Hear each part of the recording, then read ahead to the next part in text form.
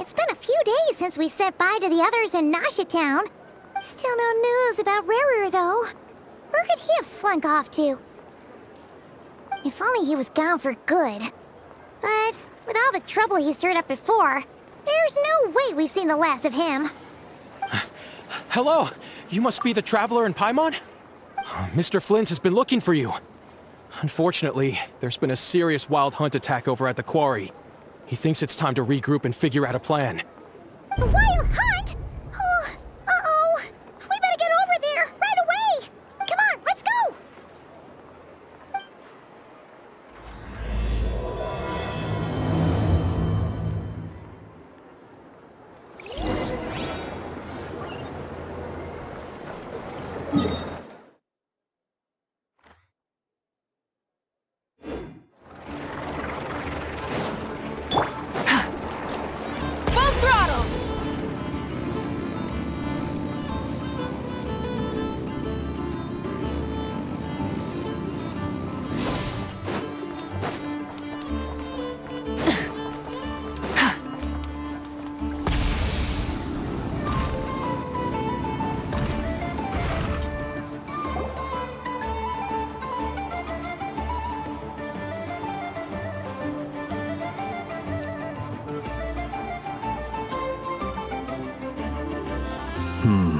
I can barely sense any Kuvaki at all. This whole area feels like a soulless husk. Looks like his appetite truly is insatiable. As if the power of that energy cannon wasn't enough. He's not seriously still getting stronger? What's his endgame here? Ah, everyone's here already. Hey, we made it. So, what's going on? We've all been on high alert since we split up a few days back, expecting Rarir to strike again. But it's like he just vanished into thin air. No one has seen him nor found any trace of his presence. That is, until this morning, when a ratnik found signs of wild hunt activity while out here on patrol. As you can see, the Crystonite itself is physically intact, but the Kuvaki it contained is all but completely diminished. And we're sure that Rarir did this. Who else? He's the only one who could pull off a stunt like this. Kuvaki loss has reached critical levels. Reikir of Solnari set to maximum threat level. Warning, unless de-escalation measures are taken soon, he will pose a threat beyond our ability to contain. The consequences could be catastrophic. Traveler, do you remember when we encountered Rarir just after regaining his body? There wasn't a shred of sanity left. Nothing but madness and rage. Yeah, didn't he shout out a bunch of names? Then he started raving about how nothing in this world mattered to him. Oh, Paimon gets chills just thinking about it. Oh, but the thought that he's still out there, lurking somewhere in Nod-Krai, waiting for his chance to strike? Oh, even chillier. Last time we fought, we were already at a disadvantage. If he has such overwhelming strength, why would he suddenly go into hiding? Yeah, if I were him and I wanted more Kuvaki, I'd just take it by force. No point staying in the shadows. Unless something went wrong. His whole resurrection thing didn't exactly go smoothly. The other thing is, how does someone who's completely lost their mind still have the wherewithal to cover their tracks so perfectly? Beats me. According to certain medical studies, insanity does not always entail a complete loss of rationality. It may be that he is simply living in a world of his own. That actually sounds about right. He was ranting away to himself the whole time, like he had zero interest in talking to us. There are many unanswered questions here. He could be right under our noses, and we'd still be in the dark. Besides his name and title, we know little about him. Certainly nothing about his past, or what he might be hoping to achieve. Exactly. And we wouldn't even know where to begin looking. Even Boss hadn't heard of the Rahir of Solnari before all this. I'd be willing to bet that even if we gathered together every scrap of intel in Nod-Krai, we still wouldn't find more than, like, 3 useful facts about him. So, if we do nothing, he'll just keep getting stronger. But if we want to investigate him, we have no idea where to look.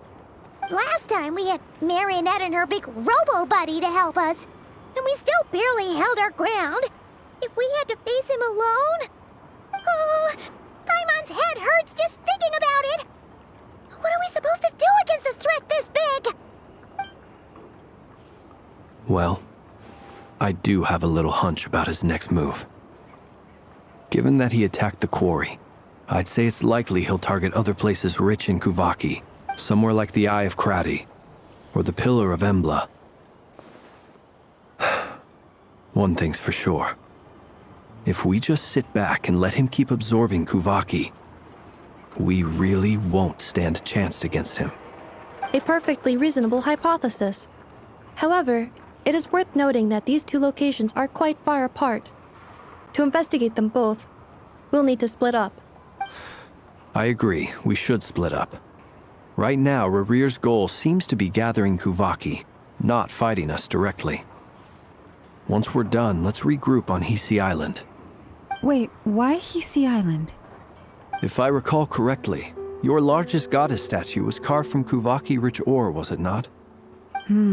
That's right. Yes, it could well be a potential target of his. I should head back and start evacuating the pilgrims.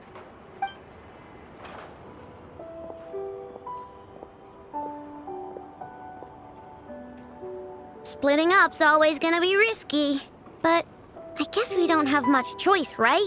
We're in a race against time here. And if we do run into Rarir, what then? That's when you follow the 3rd rule of treasure hunting. Run like the wind. Didn't you say the 3rd rule was go with the flow? I don't know. Did I? Anyway, whatever. In this situation, go with the flow means go find backup. Agreed. If anyone finds so much as a trace of Rarir, do not pursue him. Get out of the area and alert the rest of us as soon as possible. We need to put safety first. All right, we'd better get moving. Come on, Anefa, let's go.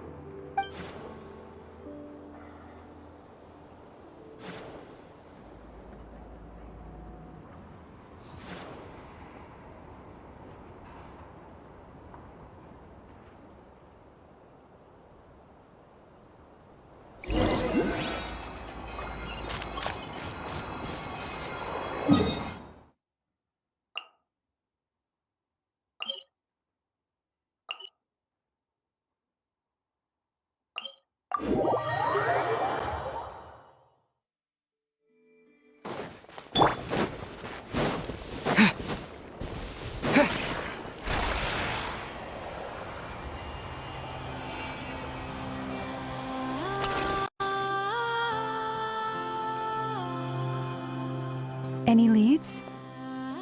Nope. Diddly squat. No clues to where he might be hiding. It's like he's a ghost. It feels like we're sitting on a powder keg that could go off at any second. Ugh, I hate this feeling. I'd rather face him head on than be left hanging like this. So, you guys didn't find anything either? Not loving the word either. How about you, Flint's? I questioned a few Ratniki and eventually narrowed my investigation down to one suspicious individual. But by the time I got to his place, he was already gone, almost as if he knew someone was on to him. Either that, or he's just extremely cautious and doesn't stay in one place for long. He's been biding his time for a while now. The question is, Where, or what, is his next target? No idea.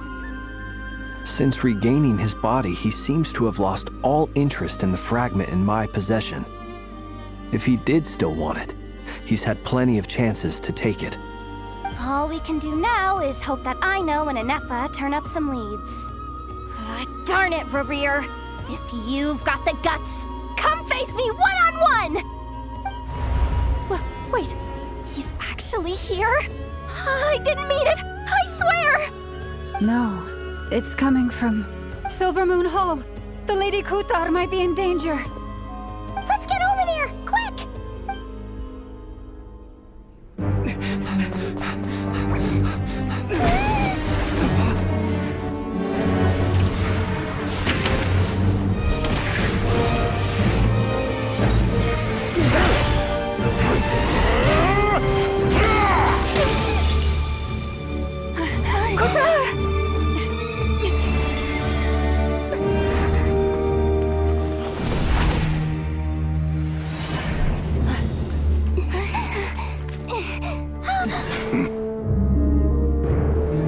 Why is he attacking the damselette? What's going on? No time for questions.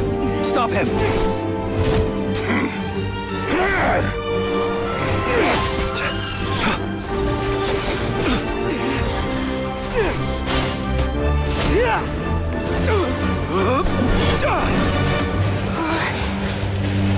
This is insane. Yehuda, get Kutar out of here! On it.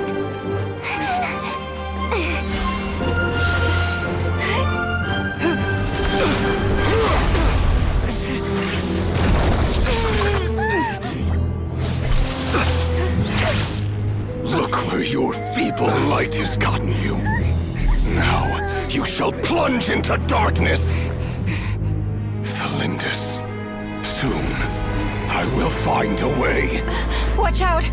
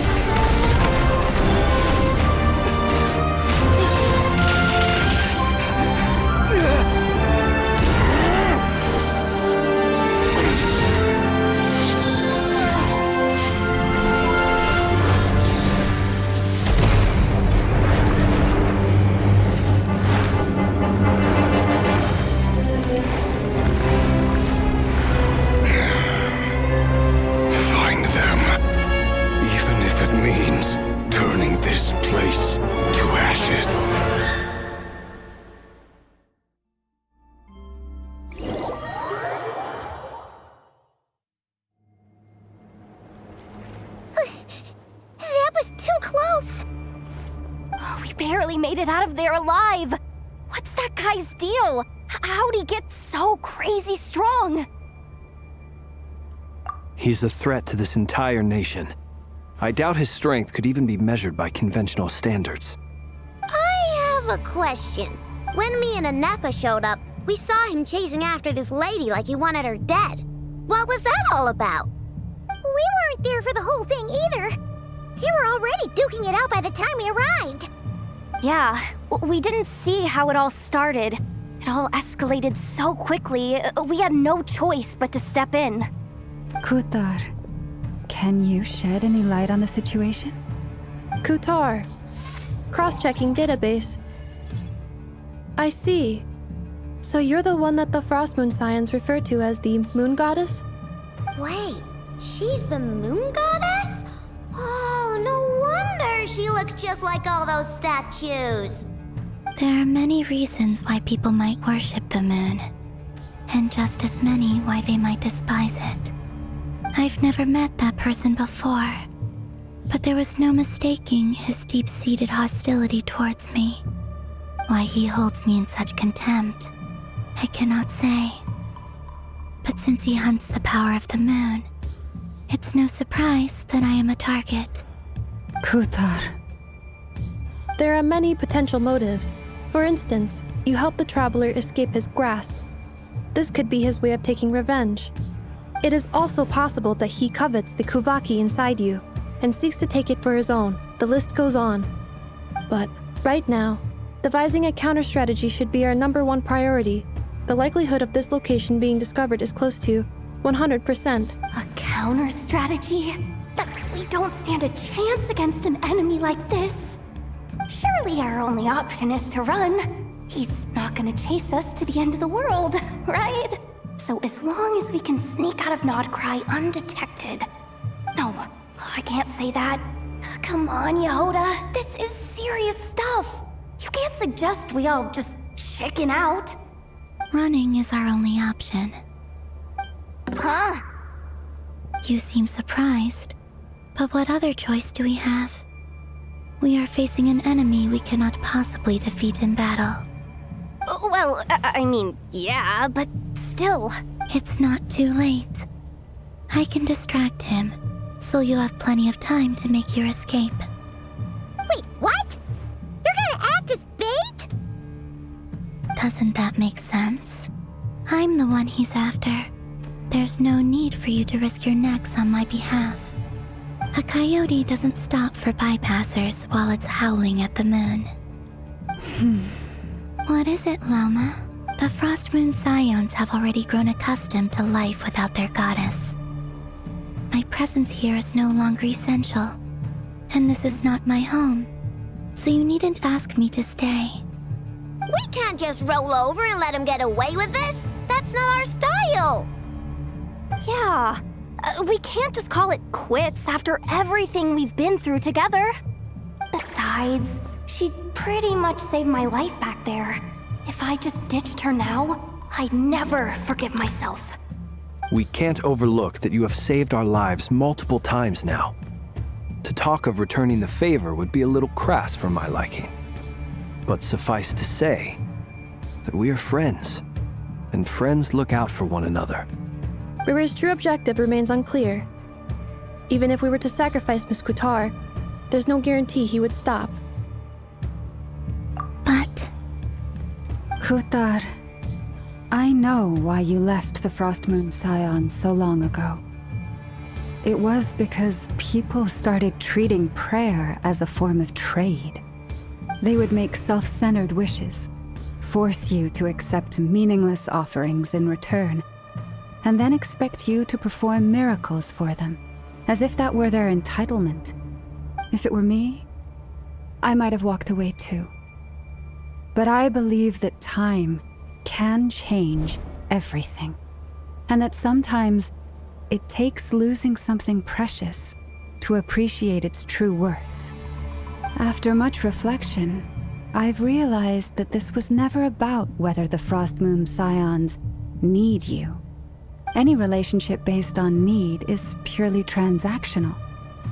What I truly hope is that you'll choose to stay, not out of obligation, but as part of our family. You were born here, and now you've returned. Who knows? Perhaps it was the moonlight that guided you home. thank you, Lama. But my power is on the wane.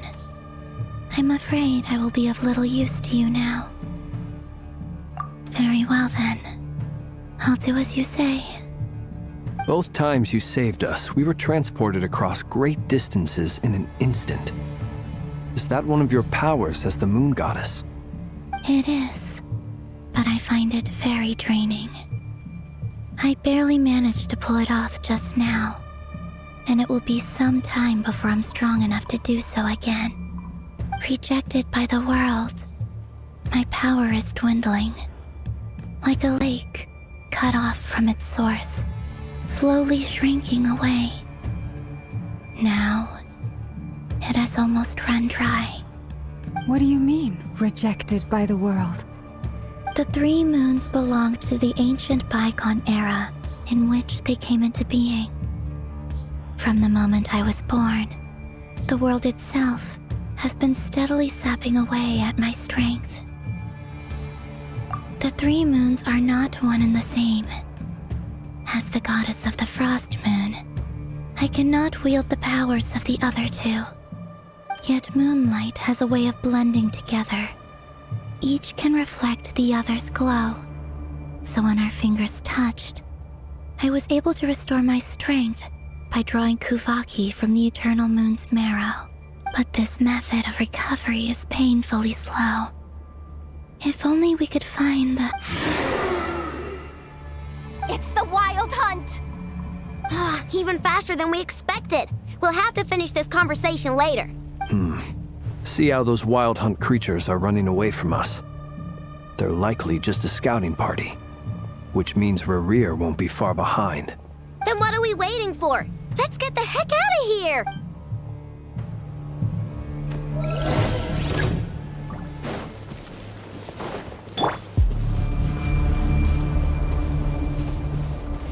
Cleanup sequence initiated. You on it!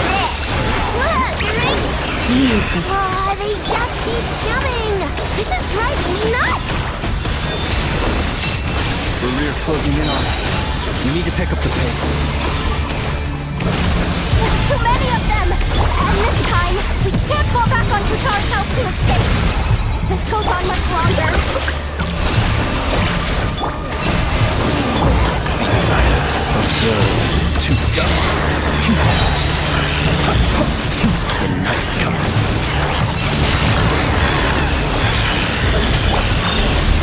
Preparing for dust up.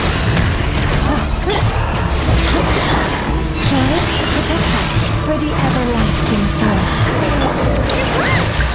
Being done, weather bomb! Close your eyes. To dust. Be silent. Observe. Falls. Insulation chamber deployed. Ultimatum protocol. Branch into soul, power the frost and unfold. Look, your rainbow! Close your eyes. Night falls. Observe. Close your eyes. Feel the dark. Annihilation mode. With one heart, prepare.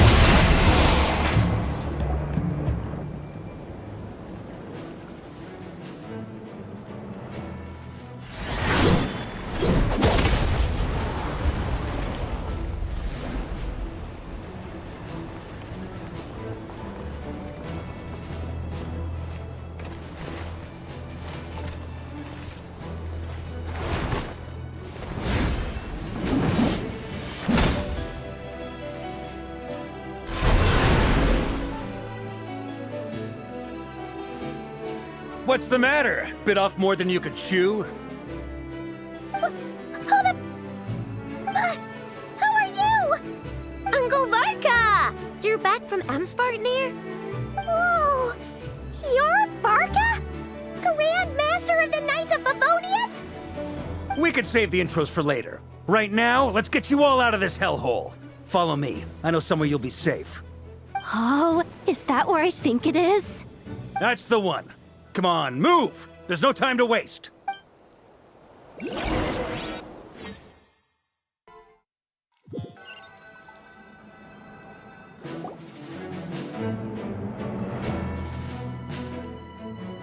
Wow! Where are we? This is so well hidden. Well, that goes without saying. This is the Knights of Favonius' meeting place in Nod-Krai, and a contact hub for the Northern Intelligence Network. AKA, the black market of intel. No matter what faction you're with, it's the place to buy and sell information. Their headquarters are in Nod-Krai, but they've got contacts in every nation. As an expeditionary force on foreign soil, working with them has offered us the most effective way of getting our hands on reliable local intel. This is where we meet, so naturally, it's secure. Anyway, where were we? Folks from Nod-Krai should be pretty familiar with me by now. but I believe this is the first time we've met. Allow me to introduce myself. I am Varka, Knight of Boreas, and Grand Master of the Knights of Favonius. We've heard all about you. This meeting's been a long time coming. You look way younger than Paimon expected, but you definitely have that Grand Master vibe. Well, I'm no spring chicken. Just not showing my age yet. Definitely feeling some of that back pain today, though. Rushed back from Amsfartnir without a wink of sleep, only to get right into another fight with that freshly revived maniac. Another? You mean you fought him before? Yep. He wasn't nearly as strong back then, but he was still a formidable foe. I brought some of the knights along to give him a little surprise, but he saw us coming from a mile off. My squad took heavy injuries, and I barely made it out alive myself. We knew it might have been our last chance, so we staked everything on it. But still, it wasn't enough to stop him. I tried tracking him down afterwards, but he didn't leave a trace. Even in his unhinged mental state, he's as cautious as any trained operative. So, I decided to come find you. And as luck would have it, turned up to find you being ambushed by the Wild Hunt. The rest, you already know. Is that why he's been frantically absorbing Kuvaki these past few days? Because he sees you as a threat? Maybe I'm part of the equation, but even if I weren't, I'm sure he'd still be gathering power. He's clearly working up towards something. Note to self, Uncle Varka's strength rating officially upgraded. Guess it's my turn to ask questions now. So, what exactly has been happening in Nod-Krai? Why has the Wild Hunt returned in humanoid form? And why is it after you? That's a long story, but I'll try to make it quick.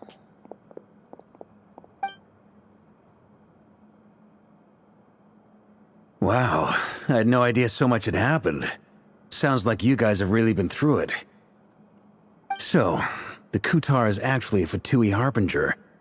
And all this Wild Hunt activity in Nod-Krai is the work of the Raker of Solnari, one of the 5 sinners. That's a lot to take in. Need some time to wrap my head around it all. I'm truly sorry, Mr. Varka. You stood with us against the Wild Hunt, and did everything you could to stop it from escalating into a full-blown catastrophe. And then, the one time you're away, it all comes to a head and all your hard work gets undone. You've got nothing to apologize for, Miss Moonchanter. You can plan 100 steps ahead and still slip up. That's just life. No one knows what tomorrow holds. You can't predict which way the wind will blow next. And, to be perfectly honest, I can't say I'm surprised.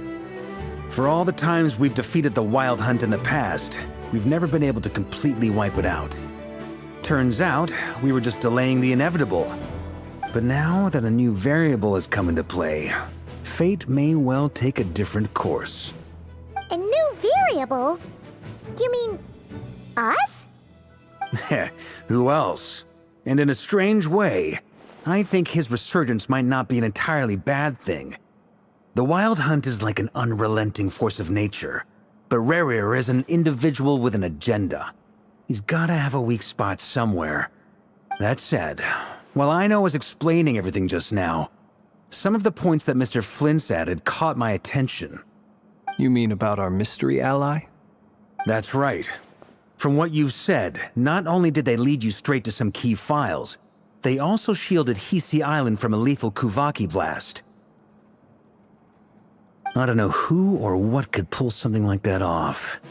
Heck, even Miss Columbina doesn't have a clue. I hadn't heard the story about those files. Would you mind repeating their titles for me?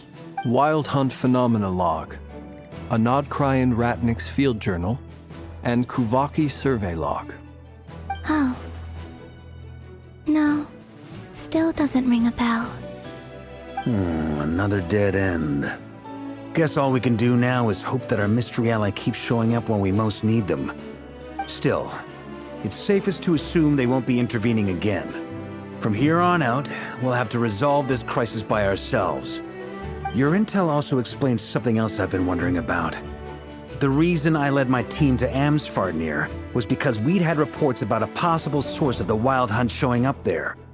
But once we looked into it, it turned out to be a red herring. I don't know who was behind it, but clearly, it served its purpose. I doubt it's by chance that he happened to make his comeback while my attention was diverted. And from everything you told me, it sounds like his scheming began well before his return. So maybe luring me away was all a part of his plan. But is it even possible that he orchestrated all of this by himself? The Moon Maiden and the Raker of Solnari, Nod-Krai of all places. The way everything is unfolding, it can't be a coincidence.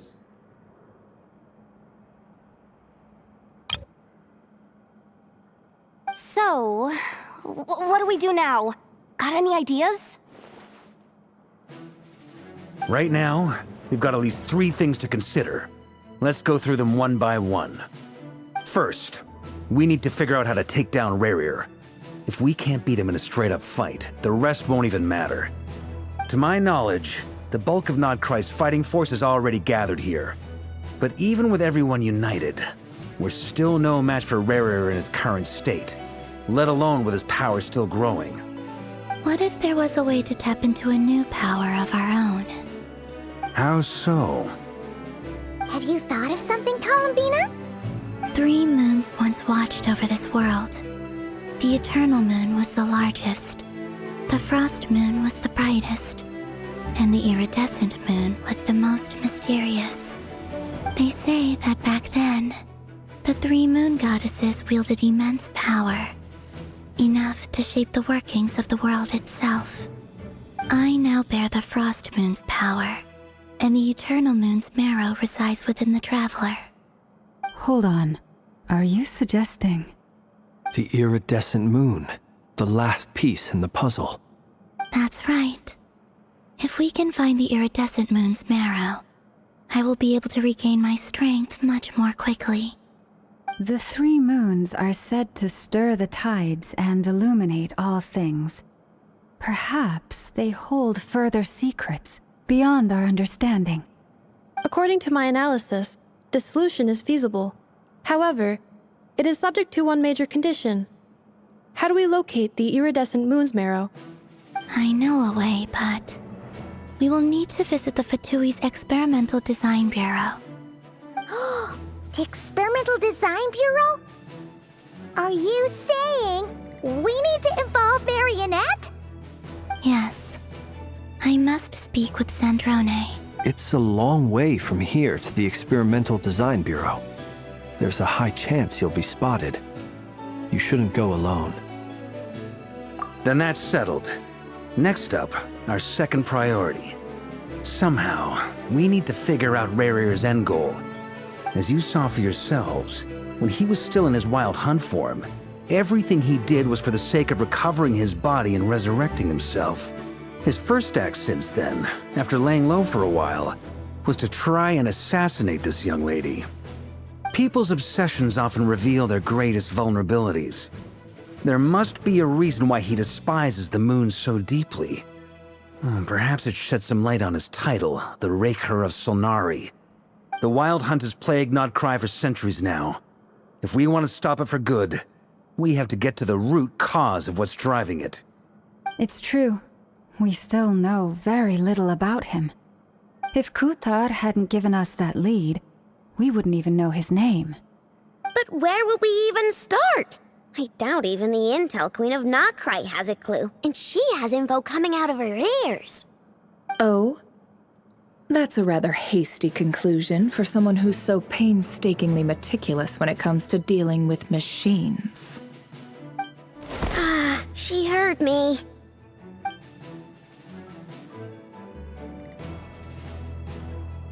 Boss! What are you doing here? I'm now asking myself the same question.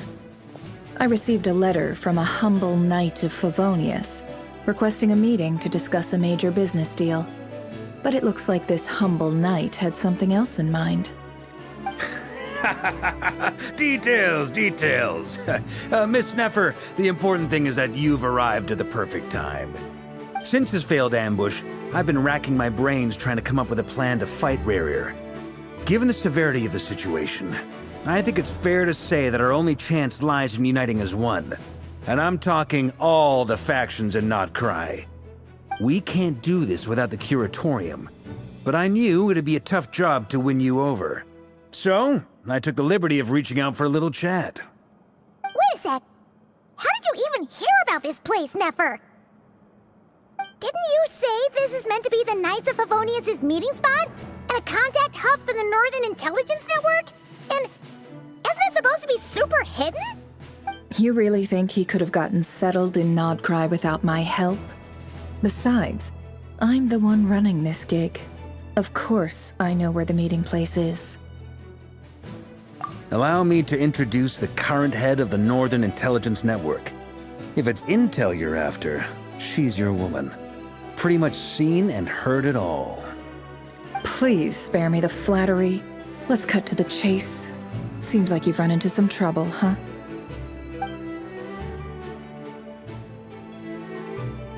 Well, this certainly qualifies as an unforeseen crisis. On behalf of the Curatorium of Secrets, I wish you all the best of luck. So you're just going to sit this one out? Why should I get involved? What could possibly be in it for me? What if we told you we can't do this without you? Oh? Then I'd say you'd better make it worth my while. I don't work for free. I can't put a price on something like this. It's just not in my nature. But then again, you and I have always been polar opposites in this regard. So I can't exactly say I didn't see this coming. If you insist on compensation, I will pay you. Consider this a formal commission. Sound fair? You just don't give up, do you? Too bad. I know you well enough to know you can't afford my prices. The riskier the job, the more it'll cost. And a Moonchanter's stipend isn't exactly generous. Unless you're planning to start passing the donation box around among the faithful. Boss, just a thought. If they come up short, maybe you can take the difference out of my next few paychecks. Things got really dangerous during the fight with Rerir. If this girl hadn't saved me, I'd be ley line fodder by now. I'd be gone for good, boss. If there's any way we can make this work, I'd really like to help her. Please, I'm begging you. This is why I'm always telling you never accept favors. They are the hardest debts to repay. You have to be careful who you get involved with, or you invite all kinds of misfortune. Very well, Yehoda, I will help. But just this once. Don't count on this happening again. Flynn's, that fragment that Rerir was after, do you still have it on you? Of course. Let me borrow it. I need it to follow up on some leads. Wait, you actually have some leads? Shh. This is top secret information. I get it. We all have things we'd rather keep to ourselves. Plus, I know we can count on you, so we'll leave the intel gathering in your hands. And that brings me to the third and final item.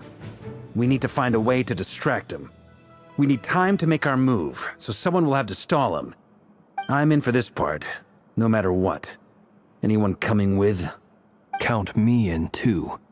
Come off it, you two. Quit playing heroes. I'm way ahead of you here. And Nefa did a scan of the Moon Goddess's Kuvaki signature, and we're gonna use it to make some decoys over at the Kramkake craft shop. Anyone who's in, follow me. Once they're ready, we'll deploy the decoys across Nod-Krai. So as long as the rest of you keep moving, he won't catch on to your scent and won't be able to track you down. I like it. Genius idea. No biggie. All right then, we'll split into 3 teams. Once your team has finished their mission, return here and wait for the others. Dismissed!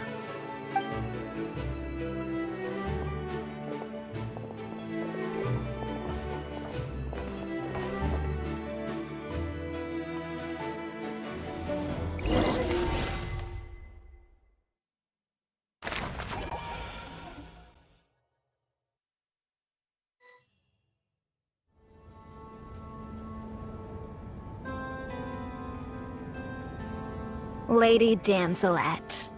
Wait, and you two? What are you doing at the Kuvaki Experimental Design Bureau? We've been doing our best to mind our own business lately.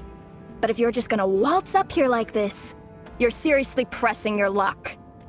Don't blame us for doing what we have to. Huh. You really think that's gonna scare us off? We're not looking for any trouble. I just want to see Zandrone.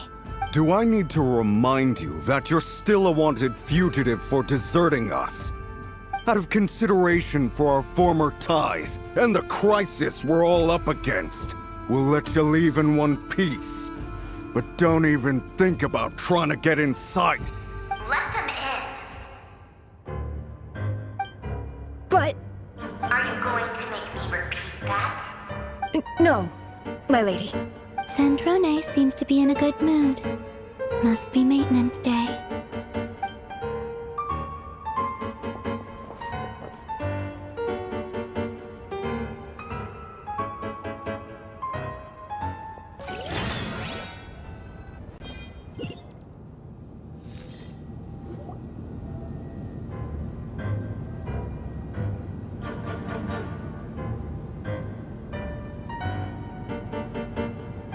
So tell me, to what do I owe the honor this time? Actually, before you answer that, just so we're clear, we're not colleagues anymore, Columbina. I don't owe you anything. I promise it's nothing big. It seems like you've gotten the wrong idea here. The only reason I let you in was because I was bored. It seemed like a way to kill some time and satisfy my own curiosity. Whatever miscalculations I may or may not have made in the past, I haven't lost the plot enough to even consider sticking my neck out for your sakes. I'd like to speak with Arlecchino. What? Huh? You mean the knave? I'd like to speak with Arlecchino. Is she in Nod-Krai? No, she's not. Once the work on this facility was completed, she went back with the Rooster and Regrator. The only ones in Nod-Krai are me and... What is it you need to speak to her about anyway? Rerir is hunting me. If I'm going to face him, I must first retrieve the lost moon.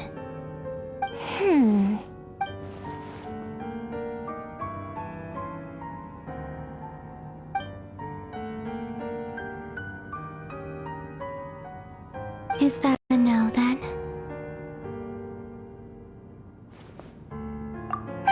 As if I need reminding.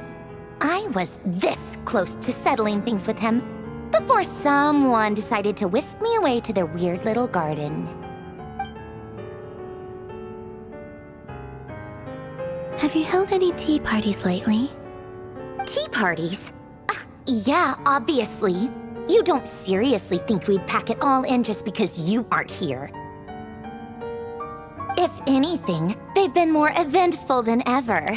Just me, Arlecchino, and a bunch of insolent and sensitive guests who won't stop asking where you've gone. Oh, they've been a real joy. I bet you served them the worst tea you have. Just like you used to do to me when I upset you. Who cares about how good the tea is when there's no one around to drink it? I keep losing people.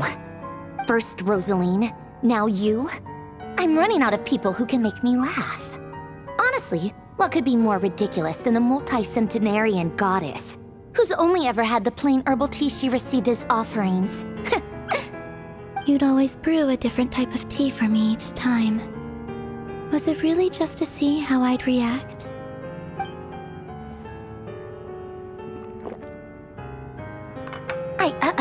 Well, duh. Why else? Watching you squirm was practically my only form of entertainment.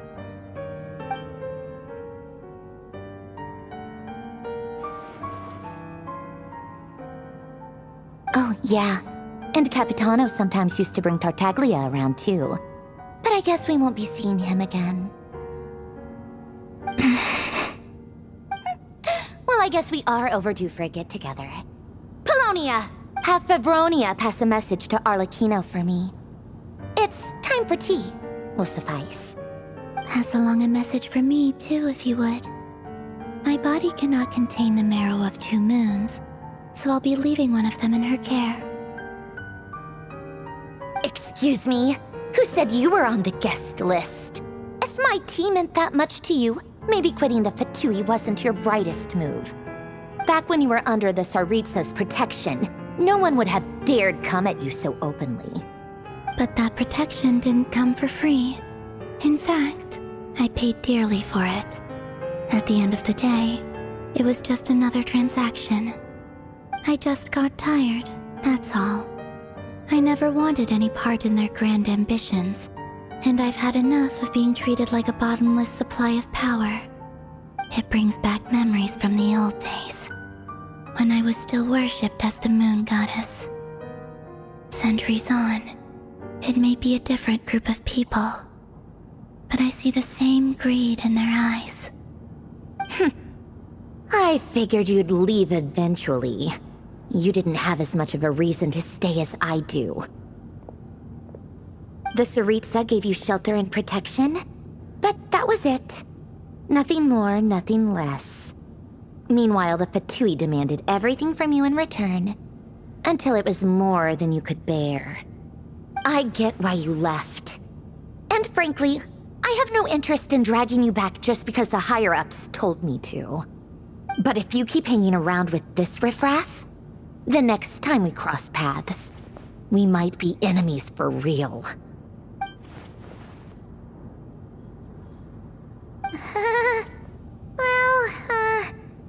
Guess that's our cue to leave. That might be your plan, but it sounds like someone else wants you to stay a little longer. Huh? What do you mean? Listen.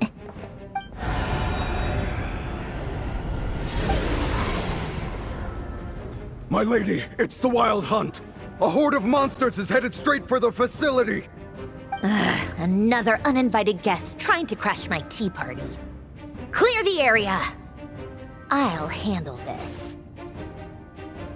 Wait, what? You want us to leave you here by yourself? Huh, you'll be lucky to make it out of this alive. You really think you can afford to worry about me? Go on, get out of here. You may have stopped Polonia from crushing him last time, but I've made sure that won't happen again. The entire Experimental Design Bureau is rigged for war.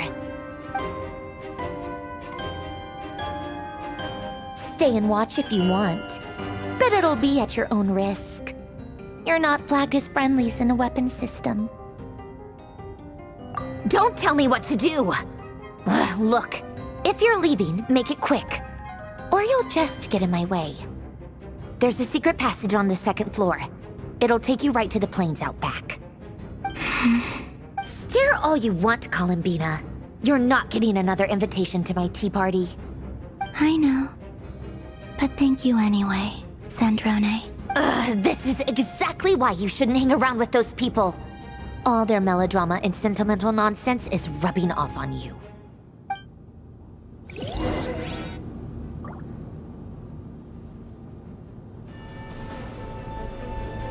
Come on then, Mr. Ray here. Let's pick up where we left off. It's your Wild Hunt monstrosities versus my beautiful creations. Let's see who comes out on top.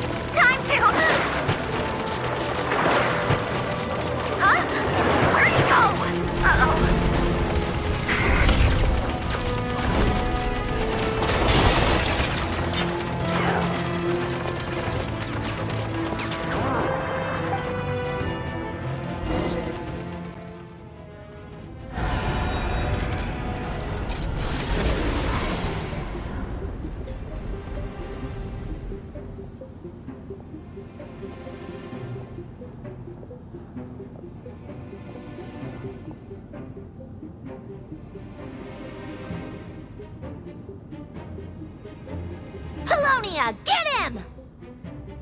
I've upgraded Polonia again since our last encounter, and uploaded every last scrap of your data. So let's finish this, once and for... She's not here. Where did she go? Hey! Over here, you big... Curse it. Moon. Go. Keep searching. She cannot have gotten far.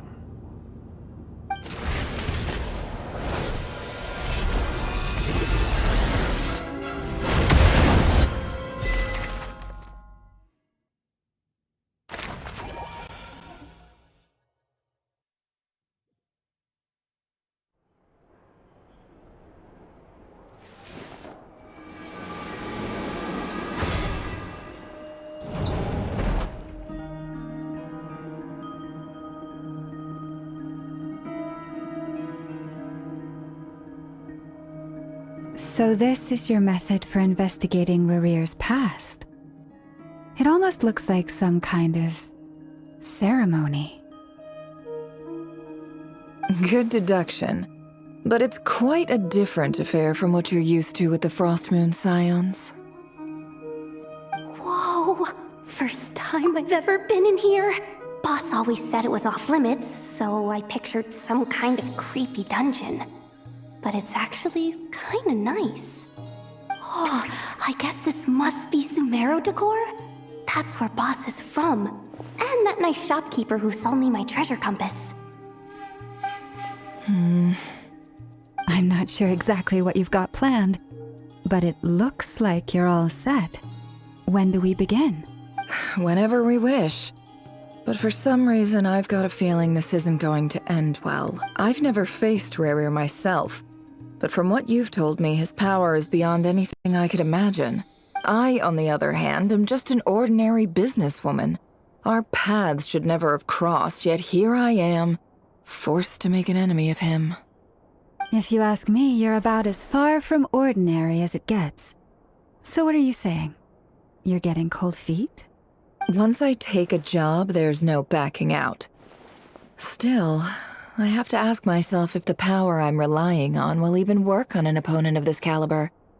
And also how to make sure I come out of this alive if things spiral out of control. Death is the one thing we can take for granted. It is the great equalizer, however fortunate or unfortunate we may otherwise be. So it's important to consider how to spend what lifespan we have left. Come on, boss. Lighten up. Quit talking about death. It's bad luck. For once, I agree with you. When you're up against a foe like Rarir, there's no such thing as being too prepared. Is there anything I can do to help? That won't be necessary. I've already made up my mind. Time to cash in a precious favor I've been saving for a rainy day. Yehoda, I need you to find someone for me. The sooner the better. Find who? That shady merchant who sold you an overpriced treasure compass the other day. Come on, boss. You're pulling my leg again. In what way is she shady? She showed up when I was completely lost and sold me a neat little gadget that was exactly what I needed. Trust me, she's a good person. Anyway, I know who you're talking about. Don't go anywhere. I'll be right back.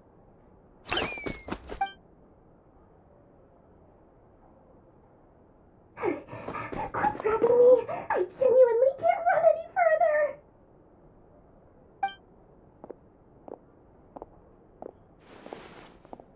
Hey, aren't you?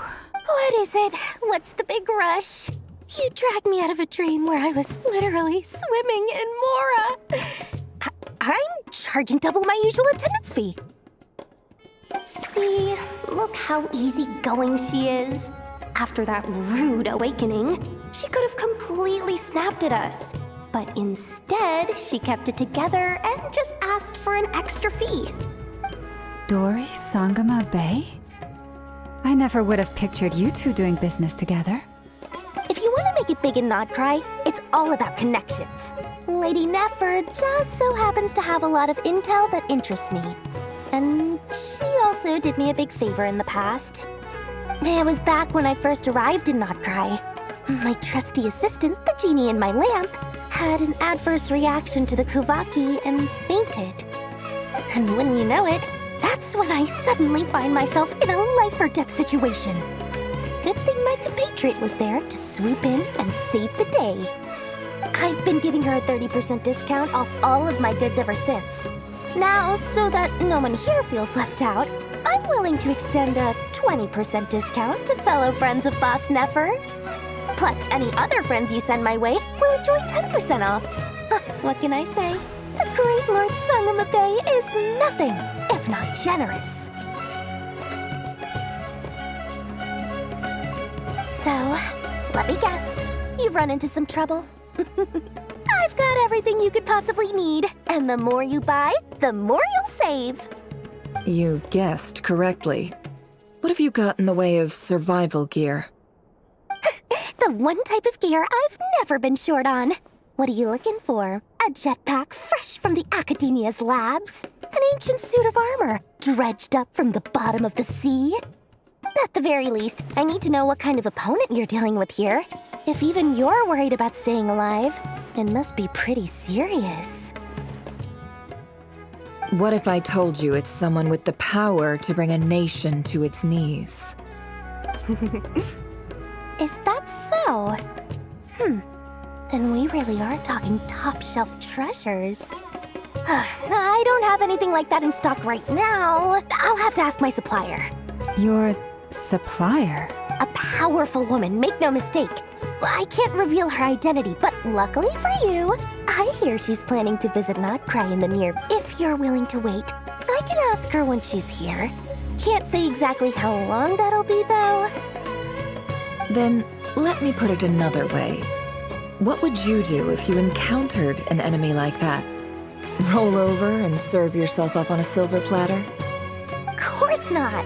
I have a handy little trinket from one of my generous suppliers, which... Hold on. What exactly are you getting at? No, this is for my personal use only! Let's just say I'm borrowing it, all right? Just for insurance purposes. You'll get it back later. Favors are the worst kind of debt to owe, and now you've got a chance to repay one. A win-win situation, don't you think? Fine. You can borrow it for 5 days. No, make that 3. And for every extra hour after that, I'm charging you 1,000,000 mora. Deal? Deal.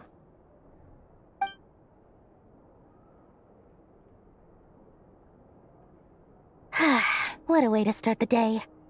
Now, was there anything else you wanted? Or can I go back to bed now?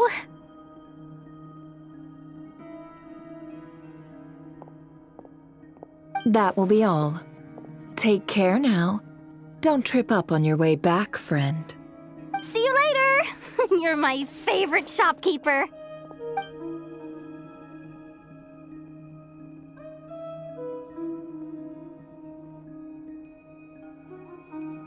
Excellent.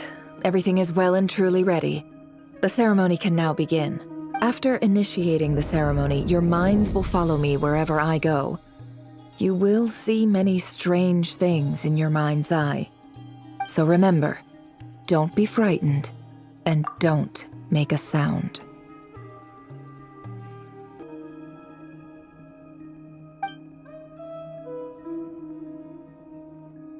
Now then, let us peer into the Raker of Solnari's past.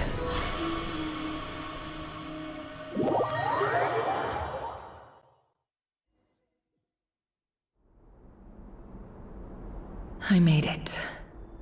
I don't recognize this style of architecture. Must be Conrian. Simple furnishings, table and chairs. It's a more ordinary house than I might have expected. Looks like the fearsome Raker of Solnari came from surprisingly humble beginnings. Unless this passed for luxury in Conria. Unlikely. It was said to be a very prosperous nation in its heyday. Anyway, I'll keep exploring.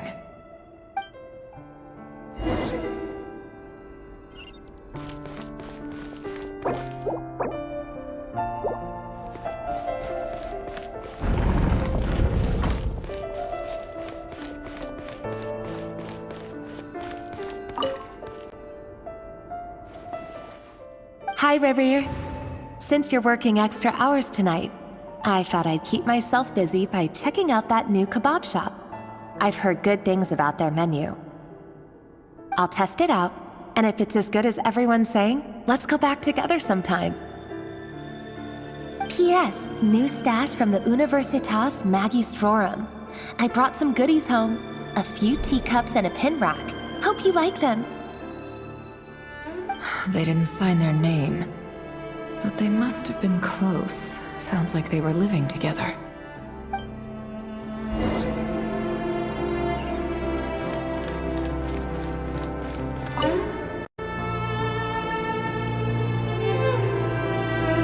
I went over to Joseph's for drinks today. They have a fine collection, but I went alone. Felindis was tied up with something and couldn't make it. Joseph asked why I came alone, but I didn't really have an answer. He then went on to ask about other things. If you ask me, someone who asks that many personal questions is too nosy for their own good. But if he invites me again, chances are I'd still go. Felindis. That's the same name Ririr mentioned. Crane imports keep falling. If things don't pick up, we'll soon be back to meat and mushrooms only. Honestly, I'm not a huge fan of that new type of mushroom everyone's been into lately. Didn't it start out as a lab-grown variety? I heard it's even mildly corrosive. Seriously, why would you even eat something like that? I don't care if it's an impressive feat of alchemy. That just isn't the kind of thing I like to eat. Grain has to be imported, and they're eating a diet of mostly meat and mushrooms. Could it be because Conria is underground, so it doesn't get much sunlight? That would explain why they use so much stone in their buildings. They even use alchemically modified strains for food. Seems like the people of Conria don't have many options when it comes to dining. I've just about saved up enough now. Time to buy it and keep it somewhere safe. Making a big purchase. I wonder what it is.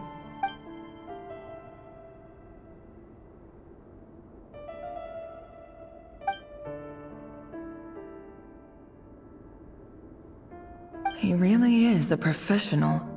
No wonder he's so good at covering his tracks. Despite what he's become, it seems like he's retained certain habits, at least in this regard.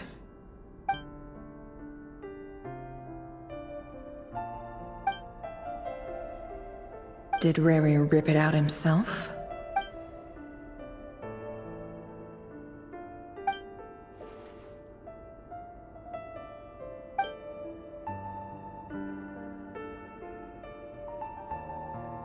Before I met you, I was convinced that my heart was nothing more than a stagnant pool. The burial place of a fallen moon. A withered, windless grove where the waters rested forever unrippled. It was you who helped me see that my heart hadn't entirely withered away. That it could still beat to the rhythm of love.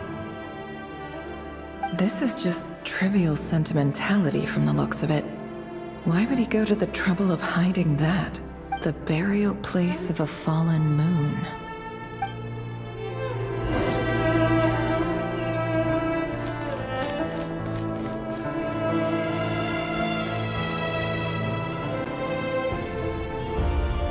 Rivier, over here. Dane! Oh, and, Vedelson here? What a surprise to see you here, sir. Hello there, Rivier. You need not address me so formally outside of court. He doesn't get that much free time, so I invited him over for a drink. Even the court prophet deserves a break every now and then, right? Well, I'm flattered. So, what are we discussing today? Hey, don't look at me. As far as I see it, we don't need an excuse to have a few drinks. Come on, don't give us that. Didn't you say you were about to pop the big question? How's that coming along? Who'd have thought the great Twilight Sword was an even greater gossip? I just didn't expect you to be the first one to settle down and get married, that's all. Yeah. If you told me that a few years ago, I wouldn't have believed you either. So, are you planning to come clean about your job then? I'm guessing you still haven't told her. Sure, I'll have to tell her at some point. But I'll need to pick the right time and place. To be honest, I have no idea how she'll take it. Come on, stop being such a pessimist. For all you know, she could be thrilled. I bet she'll be much more impressed by your actual job than the one she thinks you're doing now. A member of the King's Guard. Quite the cover story. Does the king himself even know? Of course he does. Anyway, enough about me. How have you been? Me? Same old, same old. Nothing much to... Huh? What's up, Ved? It's nothing. Vedifulnir, Dainslif's elder brother. Renowned throughout the court of Conria as the Visionary, and said to possess a wisdom far beyond the reach of any ordinary man. And yet, despite the gulf between us, he seems to have something to say about me. Does he even know me? Does he see me as a friend of his brother, or just another of the Vinster King's blades? Why did he react so strongly? Was it really to do with what we were talking about? Brown, curly hair and brooding blue eyes. So this is what Rerir looked like back in the day. Perfectly normal. No different from anyone else. As frightening as this monster is in the present, there's something even more unsettling about seeing the human he used to be.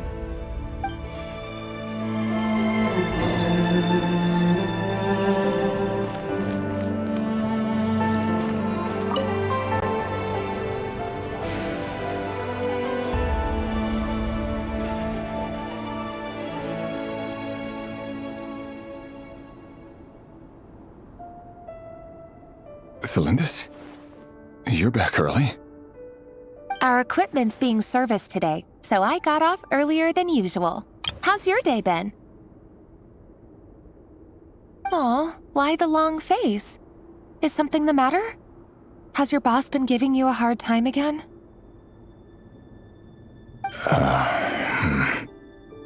Went for a drink with Dane and the others after work. Isn't that a good thing?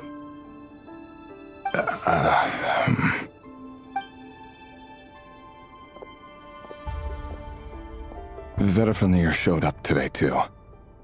You know, Dainslif's older brother. Ah, Mr. Vedifulnir. Yes, I've heard of him. They say that everything he says ends up coming true. He overheard Dainslif mention that I'd recently proposed, and seemed to have an issue with it. But when I asked what it was, he kept it to himself. So, you're worried? You can be such a child sometimes, Rerir. We're nobodies. Why would the Visionary be concerned about us? I'm sure someone in his position has much bigger fish to fry. Maybe you're right. You worry too much, Rerir. We've been together for ages now, and everything's been going so well, has it not? You've even proposed to me. So, you do remember. Tell me then. What's your answer? Like I said, I need some time to decide. You can't just rush into things like this. We may be nobodies in the grand scheme of things, but if we want things to work out, we've still got to plan ahead. All right. Take your time. Just don't keep me waiting forever. Nobodies. Sounds about right. In the eyes of people like Vedifulnir and Dainslif, what do we matter? Can someone whose gaze is so fixed on a far-flung future even see the present clearly? Besides, the dynasty's fate rests with the king and his inner circle. Whatever I do, it won't make much difference. Meanwhile, every idea they come up with and every decision they make, it affects everything. These days, the king is lost in his research, and the purge of the Crimson Moon bloodline grows ever more intense. The opposition tried to speak out, but nothing came of it. And I'm under no illusions as to why. Because we eliminated them and got rid of their bodies. A man can have 1,000 reasons to carry a sword, but there are few good excuses to use it. Yet the king has never even considered a gentler approach, and he never will. What becomes of someone who kills on another's behalf? Can he ever find true peace?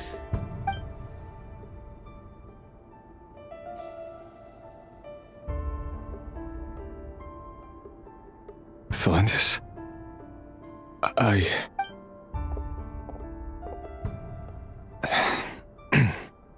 It's nothing. You were right. Fate has never smiled upon nobodies like us. But by the same token, it's unlikely to bear a grudge against us either. There's no reason we can't keep living happily together, cherishing the simple joys of each day as they come. See? You just need to stay positive, Revere. I can feel your warmth, your breath. You're right there, right by my side. Just seeing you makes me happy in a way I can't explain, and that's something that no one could ever take away from me. So smile, my love. Let go of that frown. You're right, Thelindis. I've just been overthinking things. That's better. Getting caught up about things like this will only ruin our evening. Speaking of which, all set for the ball tonight? I need to go get ready. You go ahead. I just have a few things to take care of, then I'll come join you. Even busier than the big shots, huh? Fine, I'll go get started. But don't be late. If you keep me waiting too long, I won't be a happy bunny. Relax. I'll be there. Seriously, though, you drive a hard bargain. You're really gonna leave my proposal hanging and still expect me to take you to the ball? Well, that goes without saying. I already told everyone I'd be coming with a dance partner. Besides, they're two completely different things. Let's take it one thing at a time, all right? All right. White outfit it is. It seems like Rerir was deliberately hiding his ties to the intelligence services. By giving the impression that he was just an ordinary member of the Venster King's Guard, he clearly doesn't want his would-be fiancée to know about his other life. Then again, that's hardly surprising. People in the intelligence trade rarely do. Who'd have thought we were in the same line of work? Let's dig a little deeper.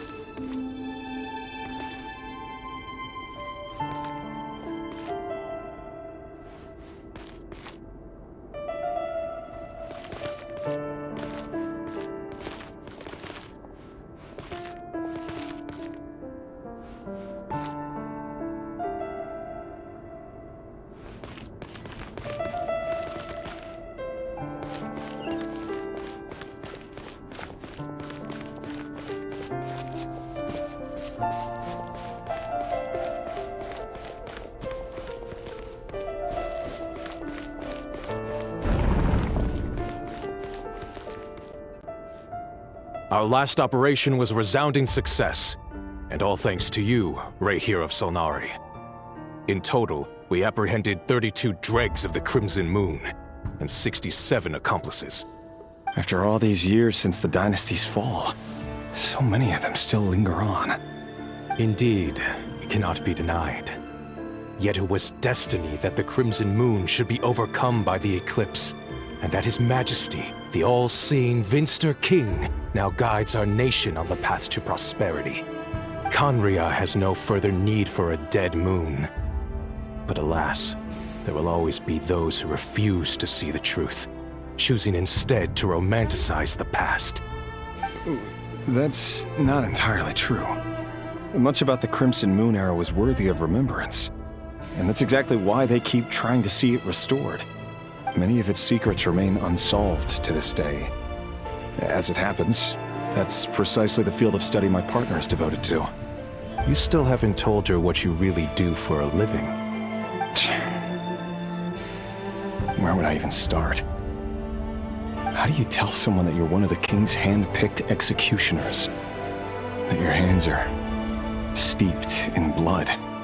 You didn't choose this life, any more than I did. Orphans like us don't get a say. But I'll sure as heck be the one to pay for it. Speaking of which, we need to be more rigorous in the way we identify direct descendants of the Crimson Moon. Someone, it seems, has strong opinions about my future plans. Most likely my marriage in particular. I have a feeling that we may soon become targets of the Crimson Moon's retribution. Your concerns are not unfounded. They've taken out many of our colleagues these past few years, and for that very reason. These are no helpless lambs we're leading to the slaughter. They're wolves in sheep's clothing. Take care, Rayhir of Solnari. I look forward to toasting you at your wedding. Thanks, Thorkel. You look after yourself, too.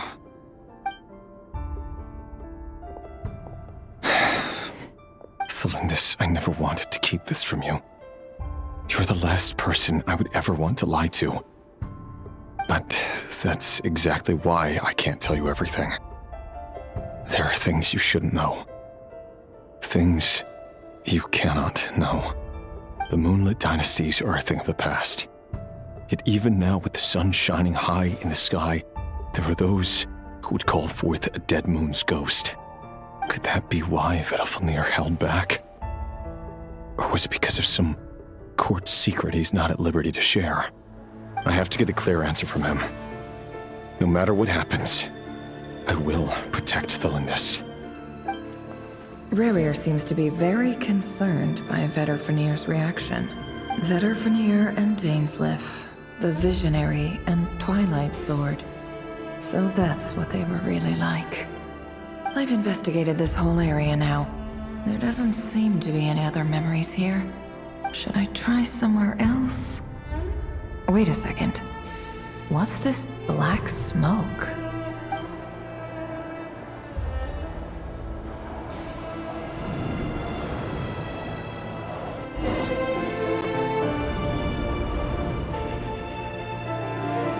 So, he's late after all. Just you wait, Rayhir. You're in for it. Big. Are you waiting for someone, ma'am? Could I tempt you into buying some flowers? Oh, sure. Pick me out a pretty bunch if you would. Thank you. But I'm afraid none of them are as pretty as you.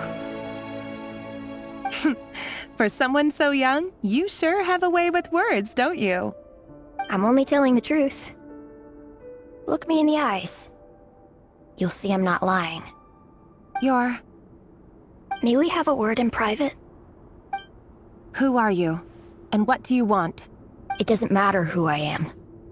Too many of our kind have fallen lately, so I decided to take the risk of reaching out. Not long ago, the Rayhir of Solnari led an assault on one of our strongholds. We suffered many casualties, and many who came to our aid lost their lives as well. Sorry, I don't know why you're telling me this. And I don't want to get involved. Wait, hear me out. This time we finally got a clear look at his face and learned his true identity. His name is Rayhir, and he claims to be one of the King's guards. What did you say? A cruel irony, isn't it? The man you're set to marry leads a double life as a brutal executioner. But surely, you must have caught a whiff of the blood on his hands. Why are you telling me all of this now? Simple. It's because... How strange. Rayhir was nowhere to be seen in that memory. It clearly belonged to Thelindis. Rayhir couldn't possibly know what happened if he wasn't even there. Why would her memories appear in his fragment? The ceremony won't last much longer. I think it's time to call it a day.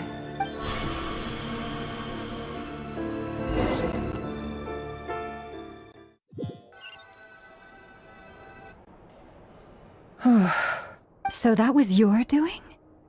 Did you just pull us inside Rarir's fragment to spy directly on his memories? Any more questions, and I'll have to start charging.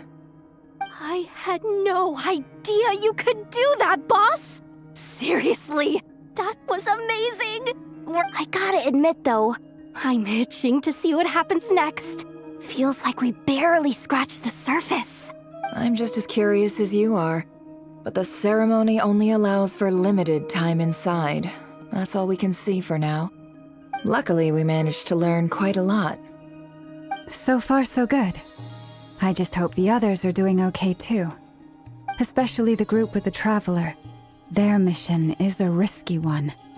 Let's hope it's all going smoothly. If you're worried about them, go see how they're doing. If I know Boss, she's gonna need some time to write up all the details and make sure it's all coherent. I'll stay behind to lend a hand, but feel free to head back and meet up with the others.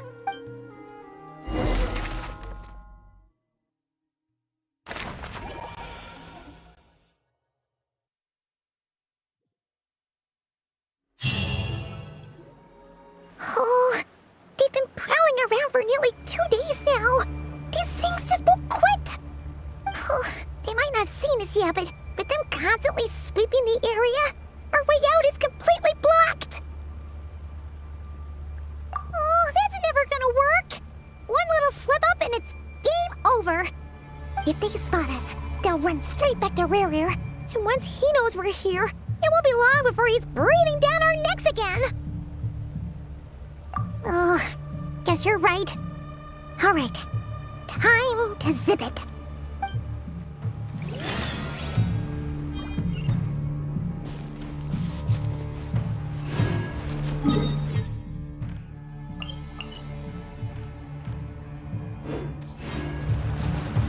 Quick, hide! We almost got spotted! Phew, that was a close call.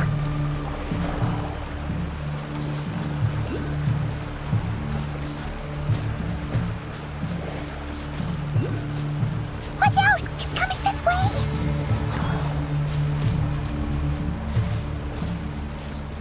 Keep going. We're nearly there. This is the final hurdle.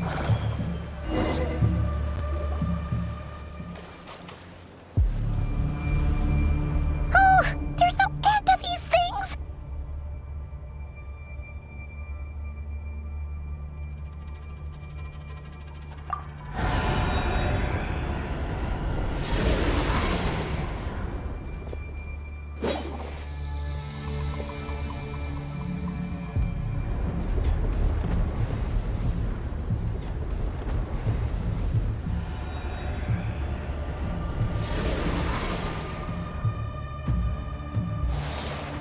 Fire.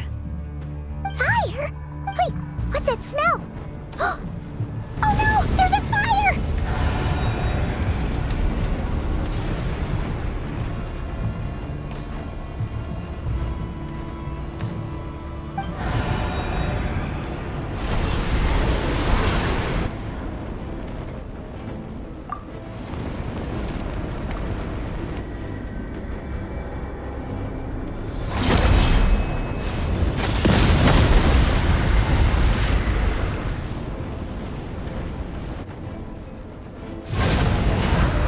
Zandrone was right.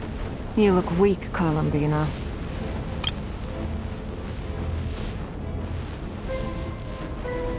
The old you would never have let such lowly creatures bar your way. Word has it that you did something for the Tsaritsa, and that's why you've lost most of your power. Freedom comes at a heavy price, doesn't it? It's Arlecchino! You came! Hello again, Columbina. And greetings, guests of the House of the Hearth. It's been a while, Arlecchino.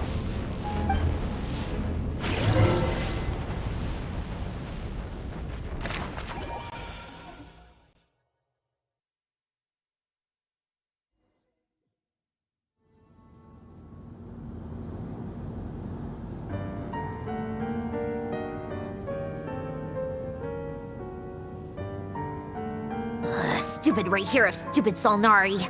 Ugh, whatever. I've got all the data I need. Next time we meet, you're finished. He sure doesn't pull his punches. Excuse me, do you need a hand? You can do me a favor by staying out of my way. Can't you see I'm busy? Wait a minute. I recognize that voice. Hello, Miss Sandrone. Father sent us over to help. Huh. How considerate of her. Hey, Fremine, get over here and help me fix this. Lenny, you do your thing. Just keep your sister away from my machines. Nearly every machine that cat girl touches ends up going haywire. Go put her on cleaning duty or something.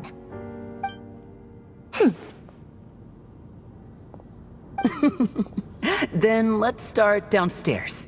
Fremine, we'll leave this place to you. You've got it. Wait a second. Pretty sure there's still some tea in the cupboard. If you want some, you'll have to make it yourselves.